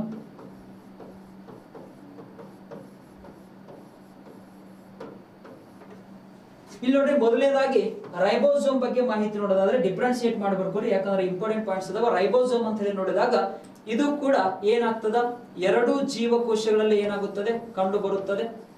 ಎರಡು ಜೀವಕೋಶಗಳಲ್ಲಿ ಕಂಡು ಬರುತ್ತದೆ. ಎರಡು ಜೀವಕೋಶಗಳಲ್ಲಿ ಕಂಡು ಬರುತ್ತದೆ ರೈಬೋಸೋಮ್. ಅದೇ ರೀತಿ ಈ ಒಂದು ರೈಬೋಸೋಮ್ ಅಂತ ಹೇಳಿ ನೋಡಿದಾಗ ನಾವು ಸಾಮಾನ್ಯವಾಗಿ ಒಂದು ಜೀವಕೋಶದಲ್ಲಿ ಕಂಡು ಬರತಕ್ಕಂತಹ ಅತ್ಯಂತ ದೊಡ್ಡ ಕಣದಂಗ ಯಾವ್ದಂತ ಕೇಳಿದ್ರೆ ನ್ಯೂಕ್ಲಿಯಸ್ ಅಂತ ಹೇಳಿ ಆನ್ಸರ್ ಮಾಡಿದೀವಿ. ಹಾಗಾದ್ರೆ ಈ ಒಂದು ಜೀವಕೋಶದಲ್ಲಿ ಕಂಡು ಬರತಕ್ಕಂತಹ ಚಿಕ್ಕ ಕಣದಂಗ ಯಾವುದು ಅಂತೇಳಿ ಕೇಳಿದ್ರೆ ರೈಬೋಸೋಮ್ ಚಿಕ್ಕ ಕಣದಂಗವಾಗಿದೆ. ಚಿಕ್ಕ ಕಣದಂಗವಾಗಿದೆ. ಈ ರೈಬೋಸೋಮ್ ಬಗ್ಗೆ ಮಾಹಿತಿ ನೀಡಿದ ವಿಜ್ಞಾನಿ ಜಾರ್ಜ್ ಫೆಲಾಡೆ. ಜಾರ್ಜ್ ಫೆಲಾಡೆ ಅಂತ ಹೇಳಿ ಕೊಡ್ತಾ ಇದೀವಿ. ಈ ರೀತಿ ಒಂದು ರೈಬೋಸೋಮ್ ಬಗ್ಗೆ ಮಾಹಿತಿ ನೋಡ್ತಾ ಇದೀವಿ. ಅತ್ಯಂತ ಏನಾಗಿದೆ, ಚಿಕ್ಕ ಕಣದಂಗವಾಗಿದೆ ಅಂತ ಹೇಳಿ ನೋಡ್ತಾ ಇದೀವಿ, ಅತಿ ಚಿಕ್ಕ ಕಣದಂಗ. ಹಾಗಾದ್ರೆ ಇಂತ ಒಂದು ರೈಬೋಸೋಮ್ ನ ಕೆಲಸ ಏನು ಅಂತ ಹೇಳಿ ನೋಡಿದಾಗ ರೈಬೋಸೋಮ್ ಯಾವುದಕ್ಕೆ ಸಹಾಯಕವಾಗಿದೆ ಅಂತ ಹೇಳಿ ನೋಡಿದ್ರೆ ಇದು ಜೀವಕೋಶದಲ್ಲಿ ಪ್ರೋಟೀನ್ ಅನ್ನ ಏನ್ ಮಾಡ್ತದ, ಉತ್ಪಾದನೆ ಮಾಡುತ್ತದೆ. ಜೀವಕೋಶದಲ್ಲಿ ಏನು ಉತ್ಪಾದನೆ ಮಾಡ್ತದ, ಪ್ರೋಟೀನ್ ಉತ್ಪಾದನೆ ಮಾಡುತ್ತದೆ. ಪ್ರೋಟೀನ್ ಉತ್ಪಾದನೆ ಮಾಡುತ್ತದೆ. ಅದಕ್ಕಾಗಿ ಈ ಒಂದು ರೈಬೋಸೋಮ್ ಅನ್ನ ನಾವು ಏನೆಂದು ಕರೆಯುತ್ತೇವೆ ಅಂತ ಹೇಳಿ ನೋಡಿದ್ರೆ ಇದನ್ನ ಪ್ರೋಟೀನ್ ಫ್ಯಾಕ್ಟರಿ ಅಂತೇಳಿ ಕರಿತೀವಿ, ಪ್ರೋಟೀನ್ ಕಾರ್ಖಾನೆ ಅಂತೇಳಿ ಕರಿತೀವಿ ನಾವು. ಪ್ರಶ್ನೆ ಕೇಳ್ತಾನ, ಈ ಕೆಳಗಿನ ಯಾವುದನ್ನು ಪ್ರೋಟೀನ್ ಕಾರ್ಖಾನೆ ಎನ್ನುವರು ಅಂತೇಳಿ ಪ್ರಶ್ನೆ ಕೇಳ್ತಾನ. ಹಾಗಾದ್ರೆ ಯಾವ ಆರ್ಗ್ಯಾನಲ್ ಅಂತ ಹೇಳಿ ಕೇಳಿದ್ರೆ ರೈಬೋಸೋಮ್ ಅಂತ ಹೇಳಿ ನೋಡ್ತಾ ಇದೀವಿ. ಇದನ್ನ ಪ್ರೋಟೀನ್ ಕಾರ್ಖಾನೆ ಏಕೆ ಕರೆಯುತ್ತೇವೆ ಅಂತ ನೋಡಿದಾಗ ಇದು ಏನು ಉತ್ಪಾದನೆ ಮಾಡುತ್ತದೆ, ಜೀವಕೋಶದಲ್ಲಿ ಪ್ರೋಟೀನ್ ಅನ್ನ ಉತ್ಪಾದನೆ ಮಾಡುತ್ತದೆ. ಅದಕ್ಕಾಗಿ ಪ್ರೋಟೀನ್ ಕಾರ್ಖಾನೆ ಅಂತ ಹೇಳಿ ಕರಿತಾ ಇದೀವಿ. ಅಥವಾ ಈ ಒಂದು ಪ್ರೋಟೀನ್ ಇಂಡಸ್ಟ್ರಿ ಅಂತ ಹೇಳಿ ಕೊಡ್ತೀವಿ, ಇಂಡಸ್ಟ್ರಿ ಆರ್ ಪ್ರೋಟೀನ್ ಫ್ಯಾಕ್ಟರಿ ಅಂತ ಹೇಳಿ ಕರಿತೀವಿ. ಸರಿಯಾಗಿ ರೈಬೋಸೋಮ್ ಬಗ್ಗೆ ಮಾಹಿತಿ ನೆನಪಿಟ್ಕೋರಿ. ನೆಕ್ಸ್ಟ್ ನೋಡ್ರಿ, ಗಾಲ್ಗಿ ಕಾಂಪ್ಲೆಕ್ಸ್.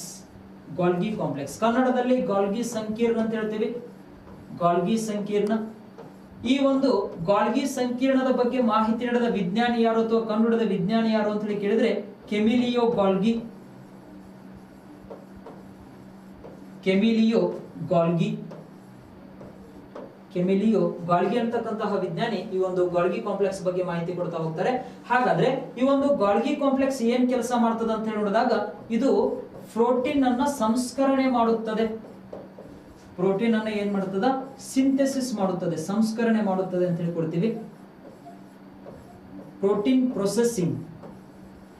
ಪ್ರೋಟೀನ್ ಪ್ರೊಸೆಸಿಂಗ್ ಈ ರೀತಿ ಒಂದು ಪ್ರೋಟೀನ್ ಅನ್ನ ಸಂಸ್ಕರಣೆ ಮಾಡುವಂತ ಒಂದು ಕಾರ್ಯವನ್ನು ನಿರ್ವಹಿಸುತ್ತದೆ ಗಾಲ್ಗಿ ಕಾಂಪ್ಲೆಕ್ಸ್ ಅಂತ ಹೇಳಿ ಕೊಡ್ತಾ ಇದ್ದೇವೆ.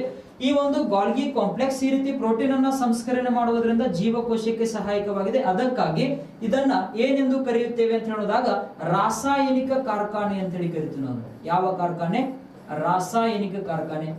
ನೋಡ್ರಿ, ವಿಜ್ಞಾನದಲ್ಲಿ ಈ ಒಂದು ಜೀವಶಾಸ್ತ್ರದಲ್ಲಿ ಅನೇಕ ಬಾರಿ ಪ್ರಶ್ನೆಗಳು ರಿಪಿಟೇಷನ್ ಆಗ್ತಾವ. ಅದಕ್ಕಾಗಿ ಪಾಯಿಂಟ್ ಗೊತ್ತಿರಬೇಕು ನಿಮಗೆ. ಈ ಕೆಳಗಿನ ಯಾವುದನ್ನು ರಾಸಾಯನಿಕ ಕಾರ್ಖಾನೆ ಎನ್ನುವರು? ಜೀವಕೋಶದ ರಾಸಾಯನಿಕ ಕಾರ್ಖಾನೆ ಎಂದು ಯಾವುದನ್ನು ಕರೆಯುತ್ತಾರೆ ಅಂತ ಹೇಳಿ ಕೇಳಿದ್ರೆ ಗಾಲ್ಗಿ ಕಾಂಪ್ಲೆಕ್ಸ್ ಅಂತ ಹೇಳಿ ಕೇಳ್ತೇವೆ. ಗಾಲ್ಗಿ ಸಂಕೀರ್ಣವನ್ನ ರಾಸಾಯನಿಕ ಕಾರ್ಖಾನೆ ಅಥವಾ chemical industry or chemical factory ಅಂತ ಹೇಳಿ ಕರಿತೀವಿ. ಮಾಹಿತಿ ನೆನ್ಪಿಟ್ಕೋರಿ. ಈ ರೀತಿ ರೈಬೋಸೋಮ್ ಅತಿ ಚಿಕ್ಕ ಕಣದಂಗವಾಗಿದೆ. ಗಾಲ್ಗಿ ಕಾಂಪ್ಲೆಕ್ಸ್ ಅಂತ ಹೇಳಿ ನೋಡಿದಾಗ ಇಲ್ಲಿ ನೋಡ್ರಿ, ರೈಬೋಸೋಮ್ ಎರಡು ಜೀವಕೋಶಗಳಲ್ಲಿ ಕಂಡು ಬರ್ತದ. ಅದೇ ರೀತಿ ಗಾಲ್ಗಿ ಕಾಂಪ್ಲೆಕ್ಸ್ ಕೂಡ ಏನಾಗ್ತದಪ್ಪ ಅಂತ ಹೇಳಿದಾಗ ಎರಡು ಜೀವಕೋಶಗಳಲ್ಲಿ ಕಂಡು ಬರುತ್ತದೆ. ಎರಡು ಜೀವಕೋಶಗಳಲ್ಲಿ ಕಂಡು ಬರುತ್ತದೆ. ಈ ರೀತಿ ಗಾಲ್ಗಿ ಕಾಂಪ್ಲೆಕ್ಸ್. ನಂಬರ್ 5 ಅಬ್ಸರ್ವ್ ಮಾಡ್ರಿ, ಎಂಡೋಪ್ಲಾಸ್ಮಿಕ್ ರೆಟಿಕ್ಯುಲಮ್. ಎಂಡೋಪ್ಲಾಸ್ಮಿಕ್ ರೆಟಿಕ್ಯುಲಮ್ ಅಂತ ಹೇಳ್ತಾ ಇದೀವಿ. ಈ ಒಂದು ಎಂಡೋಪ್ಲಾಸ್ಮಿಕ್ ರೆಟಿಕ್ಯುಲಮ್ ಬಗ್ಗೆ ಮಾಹಿತಿ ನೀಡಿದ ವಿಜ್ಞಾನಿ ಯಾರು ಅಂತ ಹೇಳಿ ಕೇಳಿದ್ರೆ ಫೋರ್ಟರ್ ಅಂತಕ್ಕಂತಹ ವಿಜ್ಞಾನಿ ಇದರ ಬಗ್ಗೆ ಮಾಹಿತಿ ಕೊಡುತ್ತಾರೆ. ಫೋರ್ಟರ್ ಅಂತಕ್ಕಂಥ ವಿಜ್ಞಾನಿ ಇದ್ರ ಬಗ್ಗೆ ಮಾಹಿತಿ ಕೊಡ್ತಾರೆ. ಹಾಗಾದ್ರೆ ಈ ಒಂದು ಎಂಡೋಪ್ಲಾಸ್ಮಿಕ್ ರೆಟಿಕ್ಯುಲಮ್ ಅಲ್ಲಿ ನಾವು ಅಬ್ಸರ್ವ್ ಮಾಡ್ತಾ ಬರ್ತೇವೆ ಸ್ಮೂತ್ ಎಂಡೋಪ್ಲಾಸ್ಮಿಕ್ ರೆಟಿಕ್ಯುಲಮ್ ಮತ್ತು ರಫ್ ಎಂಡೋಪ್ಲಾಸ್ಮಿಕ್ ರೆಟಿಕ್ಯುಲಮ್ ಬಗ್ಗೆ ಮಾಹಿತಿ ನೋಡ್ತಾ ಬರ್ತೀವಿ ನಾವು. ಈ ಒಂದು ಎಂಡೋಪ್ಲಾಸ್ಮಿಕ್ ಅಲ್ಲಿ ಸ್ಮೂತ್ ಎಂಡೋಪ್ಲಾಸ್ಮಿಕ್ ರೆಟಿಕ್ಯುಲಮ್ ಮತ್ತು ರಫ್ ಎಂಡೋಪ್ಲಾಸ್ಮಿಕ್ ರೆಟಿಕ್ಯುಲಮ್ ಅಂತ ಹೇಳಿ ಕೊಡ್ತಾ ಇದೀವಿ. ಅಂದ್ರೆ ನ್ಯೂಕ್ಲಿಯಸ್ ಮೇಲ್ಭಾಗದಲ್ಲಿ ಏನಾಗ್ತದ ಕಂಡು ಬರ್ತದೆ ಅಂತ ಹೇಳಿ ನೋಡ್ತೀವಿ, ಕಂಡು ಬರುತ್ತದೆ. ಇಲ್ಲಿ ಈ ಒಂದು ಎಂಡೋಪ್ಲಾಸ್ಮಿಕ್ ರೆಟಿಕ್ಯುಲಮ್ ನ ಕೆಲಸ ಏನಪ್ಪಾ ಅಂತ ಹೇಳಿದಾಗ ಇದು ಪ್ರೋಟೀನ್ ಮತ್ತು ಫ್ಯಾಟ್ ಅನ್ನ ಏನ್ ಮಾಡ್ತದ? ಸಾಗಾಣಿಕೆ ಮಾಡುತ್ತದೆ. ಪ್ರೋಟೀನ್ ಮತ್ತು ಫ್ಯಾಟ್ ಅನ್ನ ಏನ್ ಮಾಡ್ತದ? ಸಾಗಾಣಿಕೆ ಮಾಡುತ್ತದೆ ಅಂತ ಹೇಳ್ತಾ ಇದೀವಿ. ಎಸ್, ಈ ರೀತಿ ಎಂಡೋಪ್ಲಾಸ್ಮಿಕ್ ರೆಟಿಕ್ಯುಲಮ್ ಕೂಡ ಎರಡೂ ಜೀವಕೋಶಗಳಲ್ಲಿ ಏನಾಗ್ತದ? ಕಂಡು ಬರುತ್ತದೆ ಅಂತ ಹೇಳ್ತೀವಿ. ಇದರ ಮುಂದುವರೆದ ಭಾಗವನ್ನ ನೆಕ್ಸ್ಟ್ ಕ್ಲಾಸ್ ಅಲ್ಲಿ ನೋಡ್ತಾ ಹೋಗೋಣ. ಏನಾದ್ರೂ ಡೌಟ್ಸ್ ಇದ್ರೆ NB ಸೈನ್ಸ್ ಟೆಲಿಗ್ರಾಮ್ ಚಾನೆಲ್ ಗೆ ಜಾಯಿನ್ ಆಗಿಬಿಟ್ಟು ಕ್ಲಿಯರ್ ಮಾಡ್ಕೊಡ್ರಿ. NB ಸೈನ್ಸ್ ಟೆಲಿಗ್ರಾಮ್ ಚಾನಲ್ ನೋಡ್ರಿ, ಈ ರೀತಿ ಒಂದು ಬಯಾಲಜಿಯನ್ನ ಡಿಸ್ಕಷನ್ ಮಾಡ್ತಾ ಬರ್ತಾ ಇದೀವಿ. ಸರಿಯಾಗಿ ಇವುಗಳನ್ನ ನೋಟ್ ಡೌನ್ ಮಾಡ್ಕೊಳ್ತಾ ಬರ್ರಿ. ನೆಕ್ಸ್ಟ್ ಕ್ಲಾಸ್ ಅಲ್ಲಿ ಇದರ ಮುಂದುವರೆದ ಭಾಗವನ್ನ ಡಿಸ್ಕಷನ್ ಮಾಡೋಣ. ಇಲ್ಲಿವರೆಗೂ ಕೇಳಿದ್ದಕ್ಕೆ ತಮಗೆಲ್ಲರಿಗೂ ಹೃದಯಪೂರ್ವಕ ಧನ್ಯವಾದಗಳು.